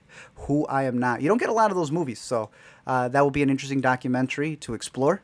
Periodical reminded me a lot of the Sundance winner from a couple of years back. I almost had to figure out if it was that short, that one, but it's about periods, frankly put, as it goes through the menstrual cycles and different things, dealing not only with how athletes and movie stars deal with it, but just a documentary breaking a lot of that down. They also have Naomi Watts, Gloria Steinem, and Rashida Jones is a producer for this one. So periodical, movie about periods. The next one is The Hurricanes. I didn't realize Houston had a women's professional football team, like not flag, full tackle, called the Hurricanes. I'm intrigued with this they one. They love their football in Texas. Of course they do. This sounds kind of raw. I'm not going to lie. The images and the archives, if they're able to get some good stuff, I would love to see some of the plays for this. My only concern, the director's Olivia Kwan. She has done cinematography for like 94 features. That's raw. That's dope. I want to see how you can direct. South by, she did do a little movie called Blame Society. A little off kilter for me, but I'm curious. You remember this one. I'm curious to see what she does with the doc, though. A doc is different. Yeah. Even though that was about a woman documenting herself in the craziest way possible. But the Hurricanes, we'll see how this football team did. We'll see what their record was. The next one is pretty intense, dude. Great photo, lovely life. They're keeping this one, like they're not sharing any links for this. It is about a photojournalist who's looking back at the SA acts committed by her grandfather and how it's affected everybody. I believe this is going to be slated for HBO. It feels like one that it's better to watch at home than with a group of people where it's going to be so awkward and tense. But they are reserving all links for this, and it seems like it'll be out eventually soon. And it seems like it'll be very big topic. Yeah, so, I know photo, this is one. Lovely life. This is one that when Caitlin and I were looking at it, she really it caught her attention because I think a lot of times you think about these types of situations or these bad actors, and you don't often get to see it from the side of the people who still have to like reckon with like, what does this mean that I have this relationship to somebody who's so bad? Yeah. So it feels like it'll be a complicated, messy documentary, but I think those are the kinds of films that end up being the most interesting. Going through the memories and everything, dude, it's going to be messed up. Yeah. On top of that, they're doing animated sequences. I should say that right off the bat because we're going to see a lot of this for a couple of these documentaries. To hire an animated team for what's going to be reenactments or something, that they clearly don't want to show on screen. So we'll see how they do that. The next one is The Ark of Oblivion. I don't even know what to make of this. First, I want to tell you this. Ian Cheney, I want to say, he made a doc called The Search for General Tso. Yeah, I remember that one. Sue? Yeah, the part of it is like people don't even know how to say the name. Is this even real chicken? Where did this come from? And he goes to a crazy extent. It's a Sundance selection. I can see that he really likes going through every corner. So now it turns out he's taken that to an insane degree. It is this Ark of Oblivion where he's trying to get archives and records and memories of everything. He's trying to build an ark in Maine. It sounds insane, and yet, Zach, that is not the craziest thing we have on this list. That seems normal compared to what other directors are going to do. Right. But the theme for this year, Zach, is documentarians going, time to put me in front of the camera and do the craziest thing I could possibly think of. Whatever their niche is, they're expanding it. So if this guy likes exploring things, the man thinks he's Noah now. The Ark of Oblivion. I'm curious to see what he's going to put in there. Right. This next one is doing the same thing. The New Americans Gaming a Revolution. Zach, they asked us if we were going to be there. This looks a little wild, and it reminds me of a movie that you and I once saw from South by as well. I'm trying to forget. I actually blinked it out of my mind, but the moment you and I remember it, it'll hit us. From South by. Are you talking about You Don't Know Meme or Feels Good Man? Because there are two that are on similar subjects. You Don't Know Meme. It's a combination of You Don't Know Meme. Or A Glitch in the Matrix? Glitch in the Matrix. There we go. Yeah. Look, that's the concern, right? You evoked a really good one. You said Feels Good Meme. And I would love it to be Feels Good Meme. Feels Good Man, sorry. Yeah. This is the director. I just don't know if she's got what it takes to make a movie that is described as a wild, meme-driven movie about TikTokers and the meme agenda. I don't. Is this for the people, or is this for like the soccer moms who may have not known what happened with GameStop or whatever? They're making the claim that it started as a little GameStop movie. And Zach, they've uncovered something crazy. So I'm still intrigued. I'm being mean about it, but I am still intrigued. I don't know whether to be intrigued or just kind of worried that they're somehow tying this to January 6th. Ondi's a Sundance winner, 2-time grand jury winner. Zach, she had a movie in Telluride and got Oscar shortlisted with Last Flight Home. But ain't none of those got to do with memes, so I am a little worried. Does it help, though, that she's got a talking head called Jordan Belfort in this? I think that hurts. Gotta be honest. I think that hurts. The New Americans, a gaming revolution. They said they wanted to find us at Sundance or at South by, Zach, so we may have them at the Airbnb recording something. Yep. In order to get a link, we'll see. A meme-worthy movie, as they say. Art for Everybody, a mystery documentary. The director has edited over 30 movies, including one called Art and Crimes by Crimes. This was very interesting because it covers a lot of inmates or past convicts who are kind of relieving themselves through artwork. And in here, she's making a biopic kind of going back but discovering a lot of the stuff from Thomas Kincaid. You've maybe seen these. I didn't know who he was till I booted this up, and Alina immediately recognized the gates. Turns out what he was known for wasn't what he was hiding in the back, and it turns out he has a treasure trove of some of the darkest paintings that is the complete opposite of what people knew him for. I know there's going to be a lot of Bob Ross movies coming out. Imagine if there was a Bob Ross movie where it turns out the man was like a chain smoker and just drew with like dark colors. That's what this movie's being pitched as. Kind of curious about it. So interesting. It's going to be a very interesting profile for him. Art for Everybody. The Ladybird Diaries. I have one interesting thing to say about this because it's about the archives from Lady Bird when she was the first lady. Lady Bird Johnson, and it just takes everything that she took, and they make a documentary about this. It's coming from Don Porter, the director who's made some pretty good documentaries. I like the John Lewis Good Trouble doc. I see you were going to say something. What's up? I was just going to say that I feel like we have to clarify for most of our audience because I feel like most people in our audience would hear that and be like, is this like behind the scenes on the Greta Gerwig movie? Oh, yeah, for Lady Bird? Yeah, that's so funny. Yeah. Lady Bird is actually a first lady from years ago. Lady Bird Johnson, yeah. Here's the thing that's got me. I hate adaptations or based on things. And by that I mean, why are we crediting the book Lady Bird Johnson Hiding in Plain Sight and the podcast Lady Bird Johnson Hiding in Plain Sight? Oh, sorry, I just started playing the podcast. My apologies. Let me turn that off.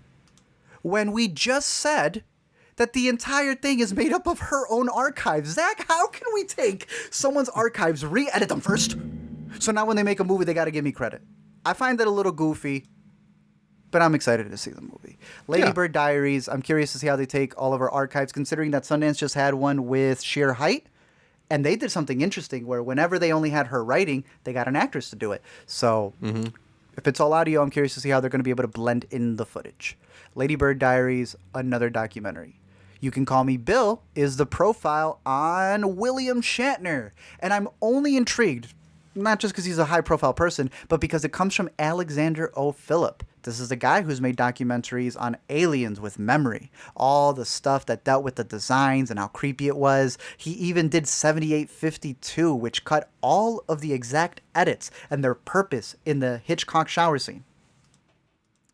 Now I guess he likes Star Trek, so I'm very excited to see what he brings to the table because he's a good documentarian. I don't know if you're a big William Shatner fan or if you'll be there in Not the theater. particularly. Okay, well, yeah. I don't know where that one's coming out, but I'm sure it's going to get a streaming release. Yeah. Maybe you're a big Mary Tyler Moore fan because she's also getting a documentary. Okay. Yeah. This one's being produced by Lena Waithe and a bunch of other really big high-profile people. And it seems like it's going to be good, but it's also going to HBO. At 119 minutes, though, I'm excited because you know me. I like my profiles to be a lot longer, if not a series if you can make it. But HBO tends to do a good job with them. Being Tyler Moore. Here's one that could be a banger. A Disturbance in the Force. The making of the holiday Star Wars, or the Star Wars holiday special. And I got the funniest thing for you here. Jeremy Kuhn is the director or co-director who produced and edited Napoleon Dynamite. And I thought that was so funny. Oh. Like, that's the one thing on their list. I'm like, okay, you're going to bring up some humor to this documentary. I didn't think there would be a more interesting one. Steve Kozak is the co-producer, and his biggest thing today is being a clearance producer for the late night show. And it got me thinking, wait. There is no bigger project where a clearance producer should be a co-director. Because the way that they put it is, we're going to put it simply. This is the story. Simply put, we will answer how and why it got made. That is a banger of a description. They're pretty much just telling you, go get a seat. We'll do the rest of the work. We're ready to entertain you. It's one of the biggest things out there. Guardians just homaged it in their holiday special. It's got some pretty big talking heads. A Disturbance in the Force. They said they had premiere tickets lined up for us, so we'll see. Ooh. They might be giving out some stuff. Imagine coming up with some Star Wars swag. That'd be interesting. Getting the original cut? The original cut of it. Here's the thing, though. We cover a lot of movies. There's still another top 5. This World Is Not My Own. A movie, a documentary that is very intriguing because it's also doing the animated thing. It is using chewing gum sculptures, galleries, even an animated 3D character that Uzo Aduba is voicing that is covering Nellie Mae Rose. I'm intrigued. Another profile that's mixing animated and scripted sequences. Should be interesting. This World Is Not My Own. Talk about Citizen Sleuth, though, because we're going to have a double with this one. This is the doc, but there's an interesting narrative on the horizon. Yeah, I'm curious about this one because it's about a podcaster who does true crime podcasts and what happens when this podcaster starts to investigate a cold case of her own. Raw. And what it's like when the storyteller becomes involved with the story. Because there's been, I feel like the sort of unspoken thing in this plot description is the way that true crime has become criticized in recent years for the way that it sort of like indulges in these in the worst moments of people's lives to exploit them for storytelling. And I feel like there's going to be some kind of like realization or butting of heads moment where this podcaster has to actually confront the people or the area where this is like most sensitive, right? Yeah. I'm going to check out their podcast. I added up there's the mile marker 181, but you're right. They have a TED Talk. It may open up a little bit about what you're saying, may be the big reveal, but should be interesting. Citizen Sleuth documentary coming up. It's in my top 5. Another one is Black Barbie, a documentary made by LaGuerria Davis. Her 83-year-old aunt was the basis for this movie. They're going through archives, and you couldn't get a better person to do that. They have a directing producer. They're the archival producer. This woman, Rebecca Kent. Bro, Aftershock, Dear Mr. Brody, Amanda Knox, Rita Moreno. Nice. Like, could you get a better person to do archives for you? That's what I like to look for in a doc. I'm excited to catch this one because it looks like it's at least going to be very in-depth, looking at the history of not just Barbie, but specifically when they started transitioning and doing a lot of different things for Barbie. One was obviously making a black version. And with Barbie being on the horizon as well as a big feature film, it's going to be a massive documentary, in my opinion, if they time it right. Black Barbie, one of my top documentaries from the section. You read the description to Last Stop in Laramie? I actually don't think I have yet. Crime mystery doc about an Australian outback where there's all of these residents, and as they come in to figure out, yo, didn't one dude disappear? Turns out everyone's got different stories, and turns out the directors get to the bottom of why that person may have disappeared and who did not like each other. The director, Thomas Tancred, directorial debut. But they've been working as a casting director for Fear Factor. Zach, if a movie is investigating these 11 eccentric people who may or may not have something to do with the missing of an individual, I think the casting director to Fear Factor is going to get a lot out of them. On top of that, Duplass brothers. The Duplass brothers have been making so many documentaries for South by. Zach had mentioned the Tony Hawk one. We had also had movies that they've been in, Spin Me Round, Language Lessons. Here's what I'm attributing this one the closest to. They produced a little doc called Sasquatch. This feels like that. I don't know if you got to catch this one. It's on Hulu. This one's investigating the Appalachian Mountains and what's going on over there. Is it a monster, or are the people the monsters hiding something? Seems like it's going to be the same thing for Last Stop in Larimar. It may have been picked up by HBO already, and that's good because the director or the producer has done Q Into the Storm, Zach. The Anarchists. So you got a team that's going to make, I think, another documentary, if not a docu-series, that you're going to really mess with. I'm excited for this one. Very See exciting. what the Australians are up to down there. Last Stop in Larimar.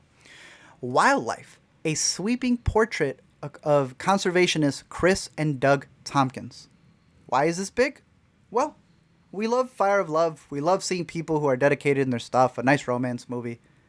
But when it's coming from Jimmy Chin and Elizabeth Chai Vasarhelyi, who did Free Solo, who did The Rescue, and Zach even put it on a video we're going to have for the upcoming movies, they have a narrative on the horizon. Before they get ahead of themselves, I'm excited for them. Do your narrative. But in the meantime, they have another one, another documentary of what they do best. I just love following them. Follow people who do these crazy things. Hopefully it doesn't end as sad as the other one did, but I also don't know their story. So it's going to be very curious to see not just the relationship that they capture, but the shots, as always, for this movie. Wildlife. Top two over here, and this is only because we've had links for them. Confessions of a Good Samaritan was just sent over to us. We're not allowed to say anything for it, but it is about a director, a documentarian, puts herself in front of the camera and says, I'm going to be a good Samaritan. I'm going to give up my kidney liver. I'm trying to remember which one it was. Which one can you give away, Zach, without getting in trouble? Kidney. All right, she gave the kidney, not the liver. She gave one of her kidneys away and kind of pitches, why don't we all do this if we can all give a kidney away? She has worked on listening to Kenny G, so she has a lot of merit in the documentary game. Penny Lane. Hell, she made Hail Satan. So she's even had pushback from a lot of people. She knows how to play the documentary game. She is the subject, front and center in this movie. And all the ups and downs on what she's trying to pitch with this act of altruism, kind of interesting. Ben Schwartz got big things on this too, so she got a lot of filmmaking friends, along with Lana Wilson, Abigail Disney, and Dean Fleischer Camp, who just did, what's it called? Marcel the Shell. Marcel the Shell, thank you. I had recognized his name as soon as it came out, so I wanted to write it. And then the last one here, they have a Satan Wants You documentary that goes through the satanic panic, going through different people who were a part of it, might have dealt with it, and all of the babies they stole, and then trying to compare it to some modern events. So that's the whole list of documentaries there. Let us know which ones you are excited for as we wrap it up with the music ones. There are documentaries on Joan Baez in her 60-year career. You have Louder Than You Think, which is talking about the drummer from Pavement and just everything that he's going through at the moment. Revival 69 is supposed to be about the concert that rocked everybody, but specifically the moment where Yoko Ono and John Lennon realized, we done with the Beatles. So that's a pretty great way to pitch the concert. 299 Queen Street West is a documentary that's following the rise of the music video era during the 1980s. So I'm kind of curious to see what they're able to do there. Max Roach, The Drum Also Waltzes, is a very interesting movie, Zach, because I've heard so much about Max Roach. He's a massive drummer. But do you know who's directing this, Zach? That's my man Sam Pollard, who recently did MLK FBI, a legendary documentarian, done a lot of work with Spike Lee as well. So a really interesting person in the hands of a really great documentarian. Did you see it's Ben Shapiro? Not that. It's not Dan Ben Shapiro, even though it links to it on IMDb. Unfortunately, they just have the same name. Oh, I thought it was going to get you so bad. Yeah. It is this older Ben Shapiro, but damn, when I saw they mislinked it on IMDb, I was so excited. Hilarious. Wrong Ben Shapiro. I'm excited for it. Amir Questlove's going to be on there. Harry Belafonte's going to be on there. Some good talking heads. Yeah. I think it's going to be a real interesting profile on him as a drummer. A legend. Top three here, though, would be Hung Up on a Dream. It's about the zombies. There you go. If you don't know about the Zombies. Oh, yeah. Yeah. It's pretty good. Really big band. Tom Hanks is producer on this one, too. So, should be interesting to see how they break that down. The next one is Rebellion, a music thriller. And I'm under the impression that this is the only one in this category that's not a doc. It's about this kid who's trying to, like, make it out with his love of music. Oh. I think. It's a narrative feature, but it says biography. It's from Colombia. We'll see how it goes. It has me intrigued. And then the top one here is Love to You, Love to Love You, Donna Summer. It will be coming out, I want to say on HBO it could be. Hold on, I did have it on here. It's expected on HBO in May. It is co-directed by Roger Ross Williams, who just did Cassandro. He had done the documentary on Cassandro for the New York Times, I think, or the New Yorker. Then did the feature. That was his first narrative. But my man here, he is a documentarian. So for him to come do this and then co-direct it with Bricklin Sudano. I don't know if you know who this is, but I was looking at her. I'm like, this is her directorial debut, dude. Like, she's done Cruel Summer, but like, what does she know about Donna? Is the daughter of Donna Summer? So kind of know. She kind of know a little bit about her. A little close. So a little bit close. So that just shows me, all right, cool. You have a good documentarian filmmaker in Roger Ross Williams, and then it sounds like you have the estate. So hopefully it's a full-out documentary and profile on Donna Summer. So that should be pretty cool. And hopefully it lives up to some of these over here that you have from the previous festivals. Yeah. Oh, yeah. From the previous festivals, because there's always been some interesting music documentaries at the South by Southwest. I know you were a big fan of Who Let the Dogs Out when you saw that a few years ago. Bruh, that was one of your standout. They brought out the hard drive on Who Let the Dog Out. It's crazy. Yeah. I also remember a lot of people getting excited about We Are the Thousand, which is that Foo Fighters documentary. Eventually went to HBO.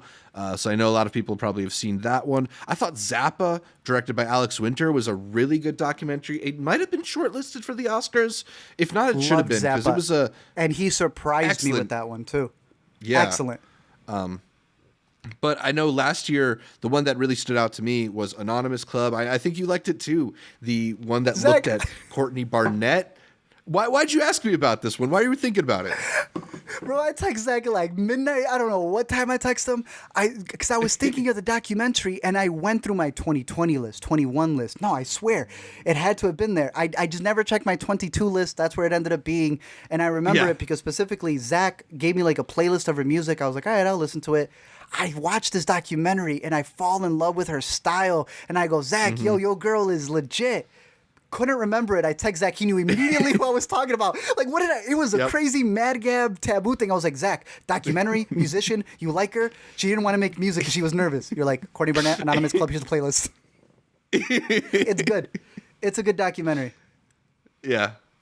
And then, I know you were also a big fan of Look at Me, the XXS Tentacion documentary that premiered at South by Southwest. Yeah. Honestly, for a lot of these, here's the one thing that I want you to look for.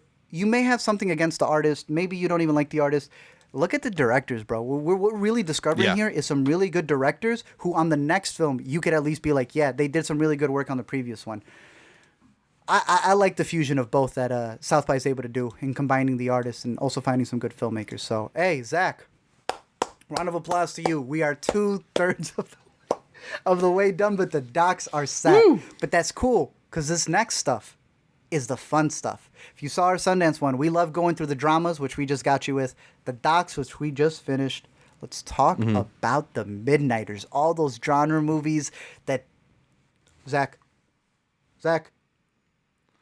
This just in, ladies and gentlemen, we've been approved for press. Oh! Let's go, we're in! We did it! We're actually going to go to South by. They heard that we were doing our preview and decided to finally let us in.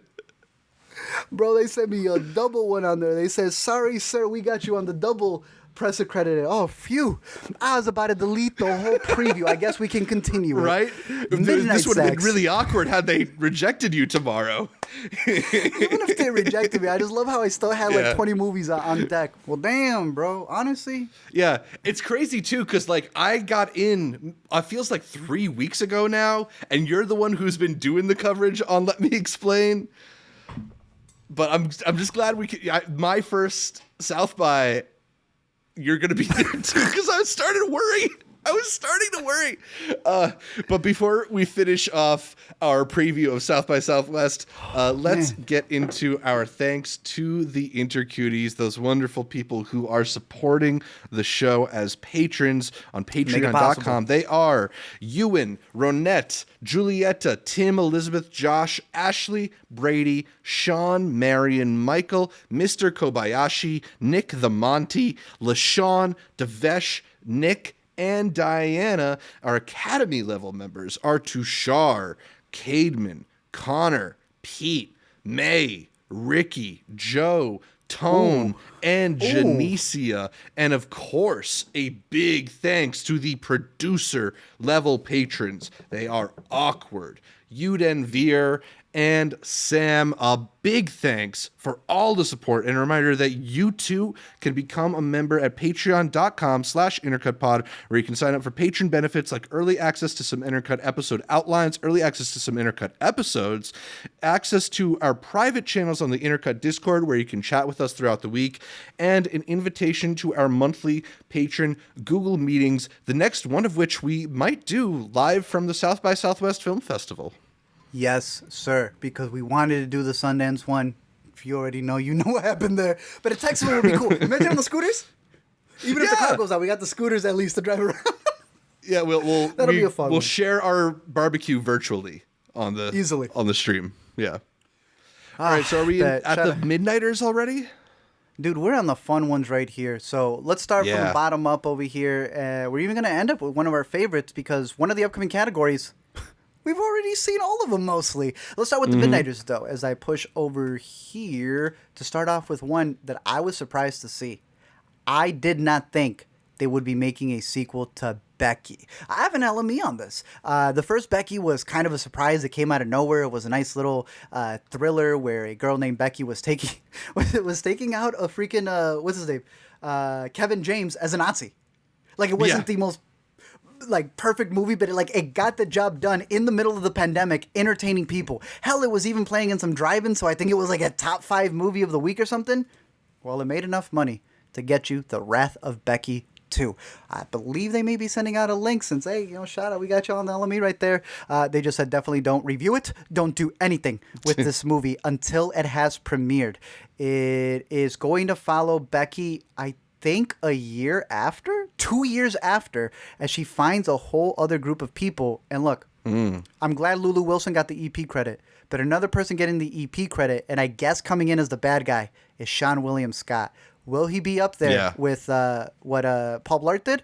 Kevin James? Paul Blart kind of made the first movie. Yeah, Kevin James kind of, he was a little too good in the role. But she's fantastic in it, so we'll see what blood and gore The Wrath of Becky brings us. Kind of hilarious that their thing seems to be casting comedians who look like they could be white supremacists. They're gonna make like 5 of these movies. Can you imagine that? So what's his name? Get your list ready. Sam? What's Sam? Sam Rockwell. Got a job for you. In a couple years to get killed by Becky. This next one, very interesting movie. It's a Vietnamese film that might be coming out on Netflix because I was looking at my Netflix list and it had a TBD for March. It is a story about a mysterious trio that gets taken and are kind of trained to be almost like assassins, but then they realize that everything they've been fighting for may not be true.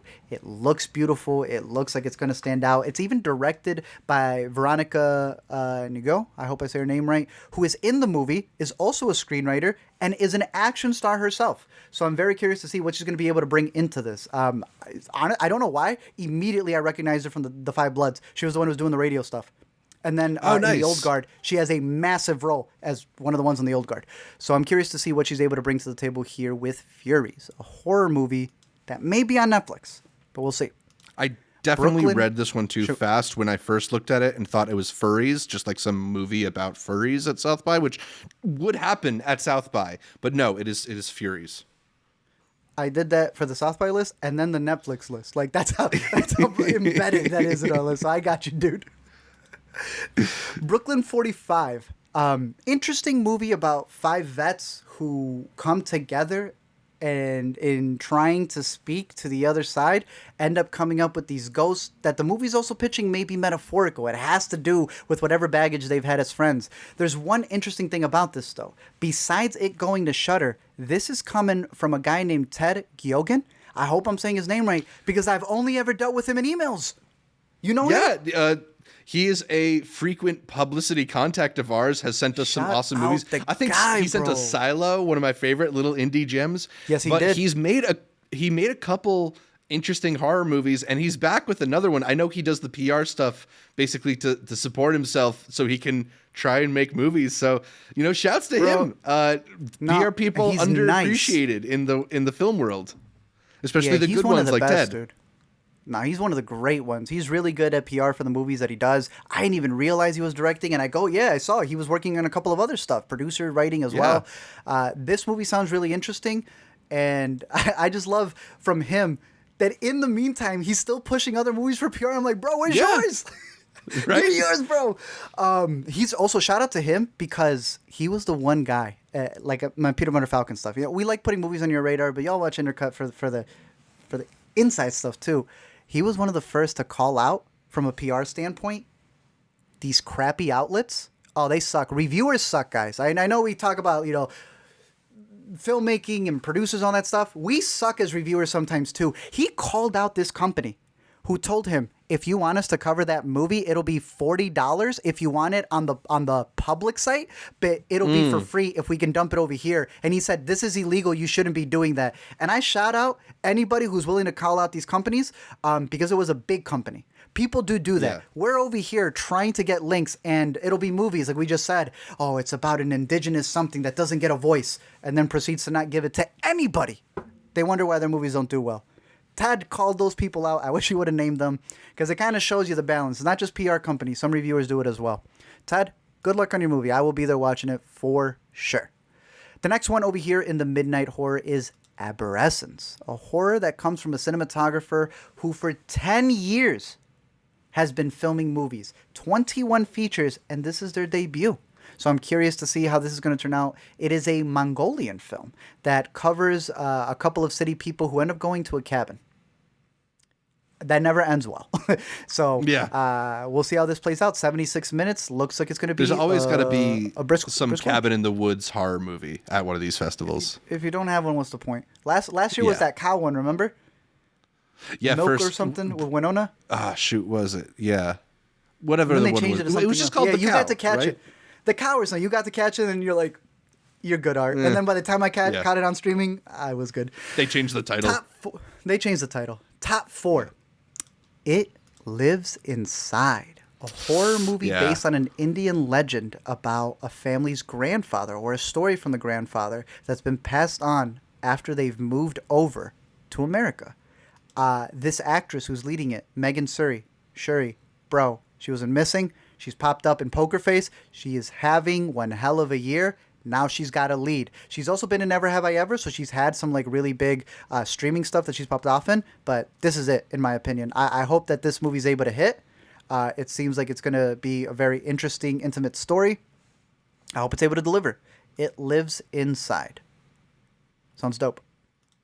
Yeah, I'm intrigued by this one too. It's on my list. Late Night with the Devil. Yeah, this one's high on my list. Really want to see this one.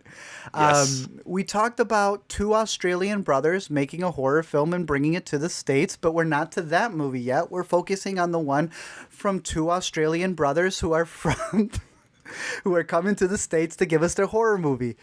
Bro, if you're Australian siblings, you're killing it in the horror game this year. Yeah. This stars David Dismalchian, who, man, this guy went from being a character actor to being the character actor, bro. Not just from DC to Marvel, but like side projects. He is here as the lead of a television broadcast that happened in the 70s that went wrong. And they've just discovered the tapes of what happened that night. Man, I'm seated there. I'm there. I'm ready for this one. I don't know if you heard any other new things or anyone else in the cast, but this is one that I don't even need a link for it. I would love to see this with a South by crowd. Yeah. I think among the Midnighters, this is the one that stood out to me as like, seems like it would be the most satisfying as a horror movie.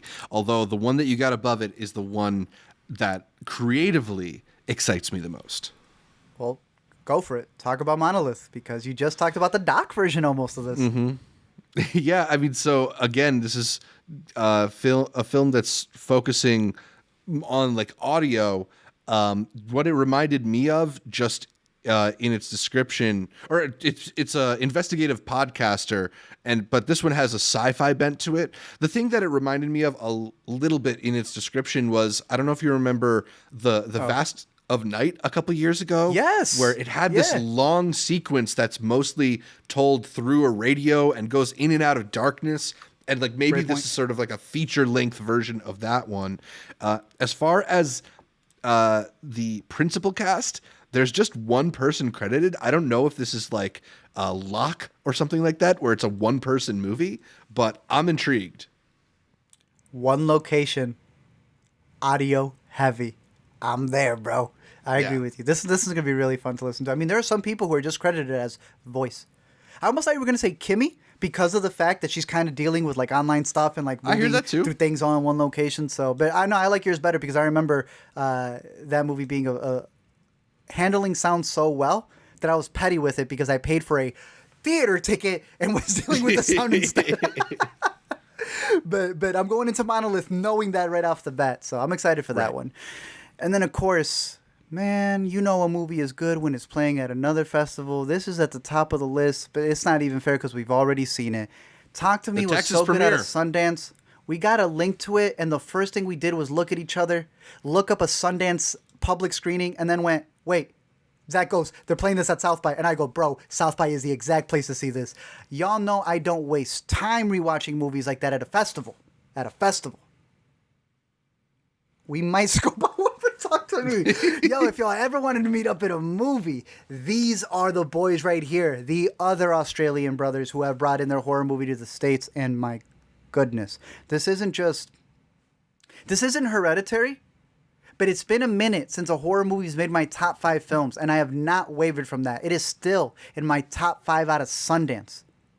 I don't think another horror movie might beat it out of here. I want to catch this with the crowd, and I want to see what they give out. Give out hands. Something. Please. Happy Meals. Oh, man. If they gave out those hands, whew.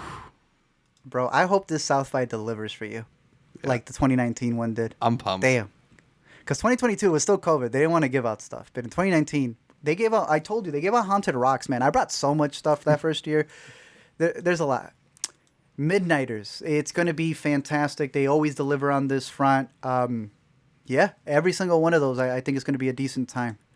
Let's move over to the Visions, which is, I don't even know what to call this. Like the next category, I guess. You have a great previous feature that's here. And sadly, we're not getting a part 2 for that one. We have to patiently wait for it. But talk about the Visions category and what they've had before. I actually don't know if I pulled up any of the previous Visions ones. I know you had Cheese listed here, which was really fun. Yeah, that was you, dude. That wasn't even me. Oh, I'm just always thinking of Cheese. Damn, bro. We're waiting. Okay, I guess I really am waiting for part 2. I thought you put that there. I mean, Visions is a little bit out there. Yeah, so Cheese was. Exactly. Like this is the place where they put their experimental and their not necessarily things that fall into the traditional narrative category, yeah. Specifically, it's audacious, risk-taking artists in the new cinema landscape who defy traditional categorization in documentary and narrative filmmaking. So let's get into these. The first one, because it's a mix. I'm looking at a doc, a sci-fi, rom-com, drama, sci-fi, thriller, fantasy, horror, drama, doc, comedy, drama. You're going to get a lot here. First one is Caterpillar. It is a documentary about this guy named David who's just struggling to be seen. And he's changing his eye colors Comes from the director who did Jawline. That was a Sundance documentary from a while back. Yeah. Leaving that there for you. Caterpillar, documentary from the Visions category. Molly and Max, they reached out to us as well. A sci-fi rom-com about these people who, no matter the years, a decade, they said they've gone through 6 planets, 4 dimensions, and a space call. No matter what, they always come back together. Looks like it's going to be really wacky and insane. Molly Max in the future. We'll see how it goes. Another one in the Visions category. Secaderos, also known as tobacco barns, is about a 7-year-old who lives in this big city, and as she comes back to these deserted tobacco barns that are there, she kind of finds this creature, and it has its own reality, and it seems like it's going to be playing into different kind of like magical realism, and the whole movie's in Spanish. Curious to see how this builds up. Should probably pull it up right there. There you go. Kind of interested in this one as well. Again, all these Visions ones, you have no idea where they're going to go. Zach, I'm going to take it up another level. I don't even have a genre for this one. Chronicles of a Wandering Saint. A tiny little village in Argentina. A woman comes in and sees a miracle that happens that may reveal her ticket to sainthood. What does that even mean?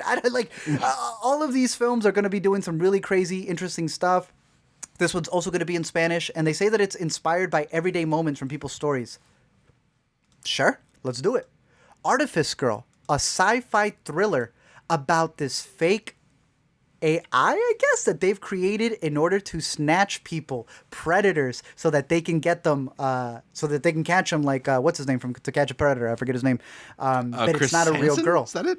Chris Hansen. Thank you for the assist right there. This is coming from the team that is also working on Chris Stuckman's movie. So whatever that horror company is, they're also going to be delivering this. It has played somewhere, and I've heard decent reviews. It's got a trailer out. I'm very curious. A movie that is duping predators through an artificial intelligent girl. An internet vigilante is what they're calling it. I think it'd be pretty solid. Moving on to these. These are all ones that got thumbs up from me. I hope they get thumbs up from you. You let me know. The Angry Black Girl and Her Monster is a fantasy horror movie inspired by Mary Shelley's Frankenstein about a teenage girl who's desperate to cure death. And the director said that he's grown up like loving Frankenstein, but specifically wanted to make a movie where the lead character was as smart as his sister. Slam Dance winner, very indie dude. Supposedly brought by Crypt TV. I don't know if you know Crypt TV like that. I know a lot of times their stuff goes to Shudder, so there's a chance that this could probably go over there. I'm curious. I'm banking on the body horror for this one. So, Angry Black Girl and Her Monster. The next one is a drama. Title. It's a good title. I like it. This next one, let me know what you think. Until Branches End, a psychological drama about a pregnant cannery worker who's telling everybody, yo, there's like a bug going on here. Or is there a bug on her? Is there a bug eating all of the stuff? Or is there something inside her eating everything that's taking all the nutrients away from her? This played at TIFF, so I'm curious to see how this does over at South by, because it already has some reviews that are in there. And it's Canadian. Very interesting poster. There's one clip out there. I'm intrigued to see how this plays out. Yeah, I think the plot description definitely intrigued me as well, just because it's got like so much going on. It's one of those films that you can't really easily just explain in one sentence from the sound of it. Yeah. So, curious. We'll see how that goes. This next one, same thing applies. On House 69, a drama, but a documentary.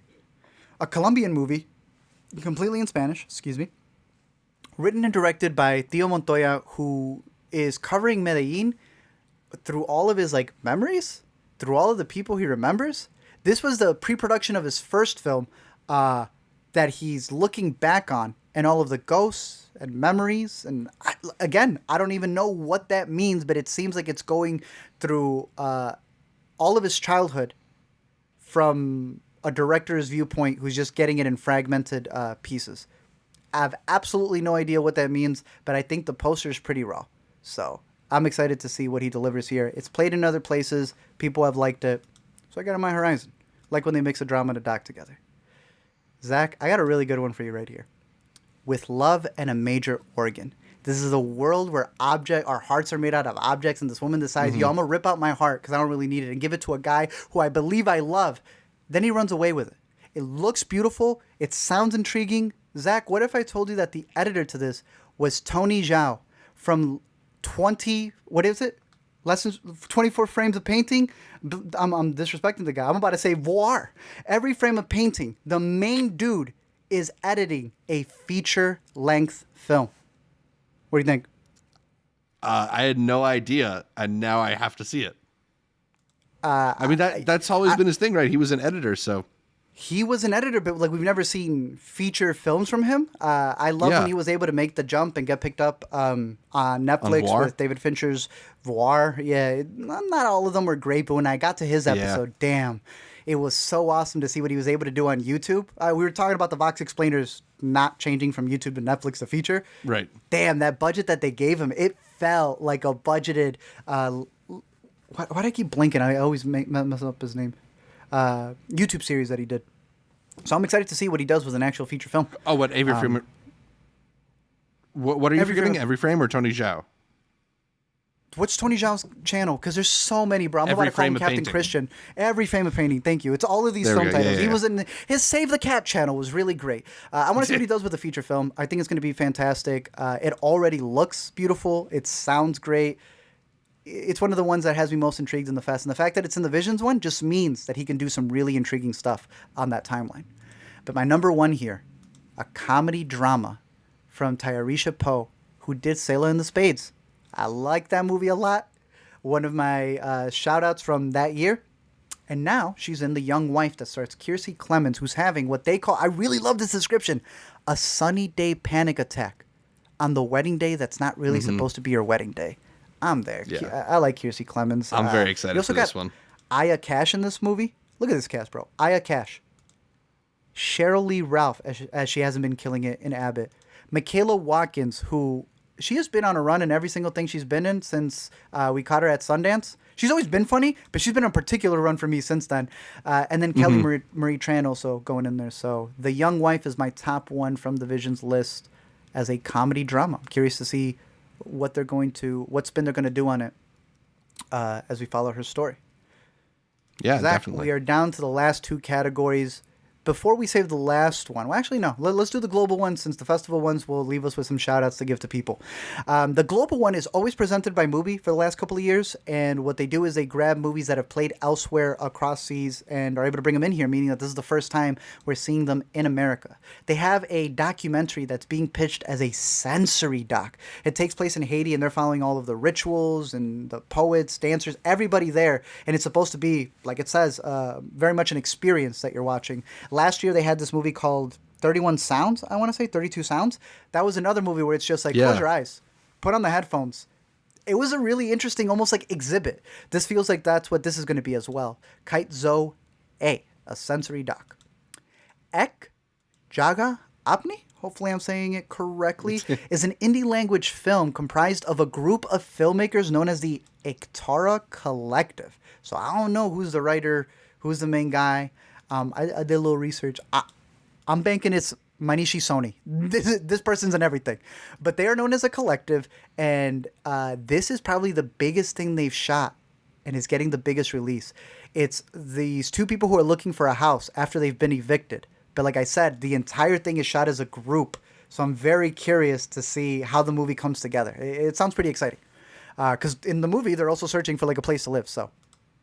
It reminds me of like Brockhampton. It's such a random thing, but like Brockhampton just shooting videos trying to make something, and then it gets collected from other people who are also just trying to do things together. Because they're always just adding a group, and there's no number of people in their collective. My top three, though, these just sound fantastic. Sister Sister, also obviously marked as Las Hijas, is a drama about these two sisters who are teenagers who are kind of enjoying their trip in Panama, but from different points of view as they learn a lot about each other. Sounds like a very simple summer kind of bonding movie. I think it could deliver. Looks like it's going to be a really solid film. Sister and Sister, sorry. And then My Drywall Cocoon is a film from Brazil, so it's in Portuguese, about a 17-year-old who has this big party in her penthouse, except they find her dead the next day, and they got to figure out what the heck happened. Dope poster that they got over on Letterboxd as well. I'm very curious to see how this plays out. And I'm very intrigued for it. I thought it had played somewhere else, but it seems it might be a premiere. Damn. All right. Even more intrigued for that one. My Drywall Cocoon. Then at the top of this list, bro, The Ordinaries. A meta film where the whole movie is a set.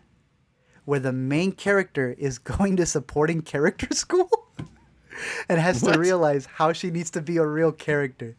Bro, I don't know. I'm there. That sounds awesome. Look at this poster. Look at this poster right here. Not only do people feel like this, but to make a movie about feeling like you're not the main character in the world where you may be a supporting character, in the movie where you're the lead but kind of playing this... Right up my alley, man. I'm very excited for this. This is picked up by the Match Factory. It's in German. Oh. But it should be getting a 2023 release. But nonetheless, it will be playing at South by Southwest. So what better place to catch it? This is in my top 10 overall because I love the description to that one.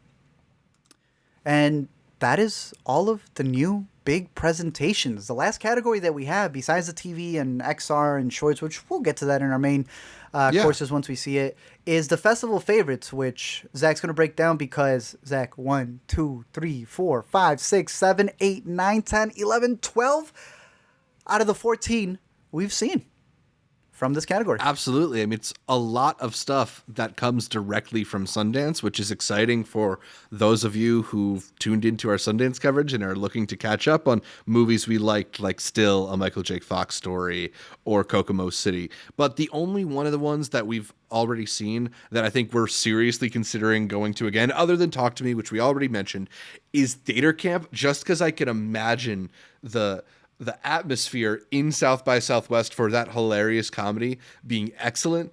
Maybe we'll get a repeat of the performance of Joan Still, although they did tell us it was one night only at Sundance. So we'll see. You never know. We'll see. But I might make a little bit of time for Fremont because you caught it at Sundance. I missed it. And it seems like a good movie. I know we've have some Intercuties who were fans of it as well. So yeah, I'm looking for a chance to add it into my schedule.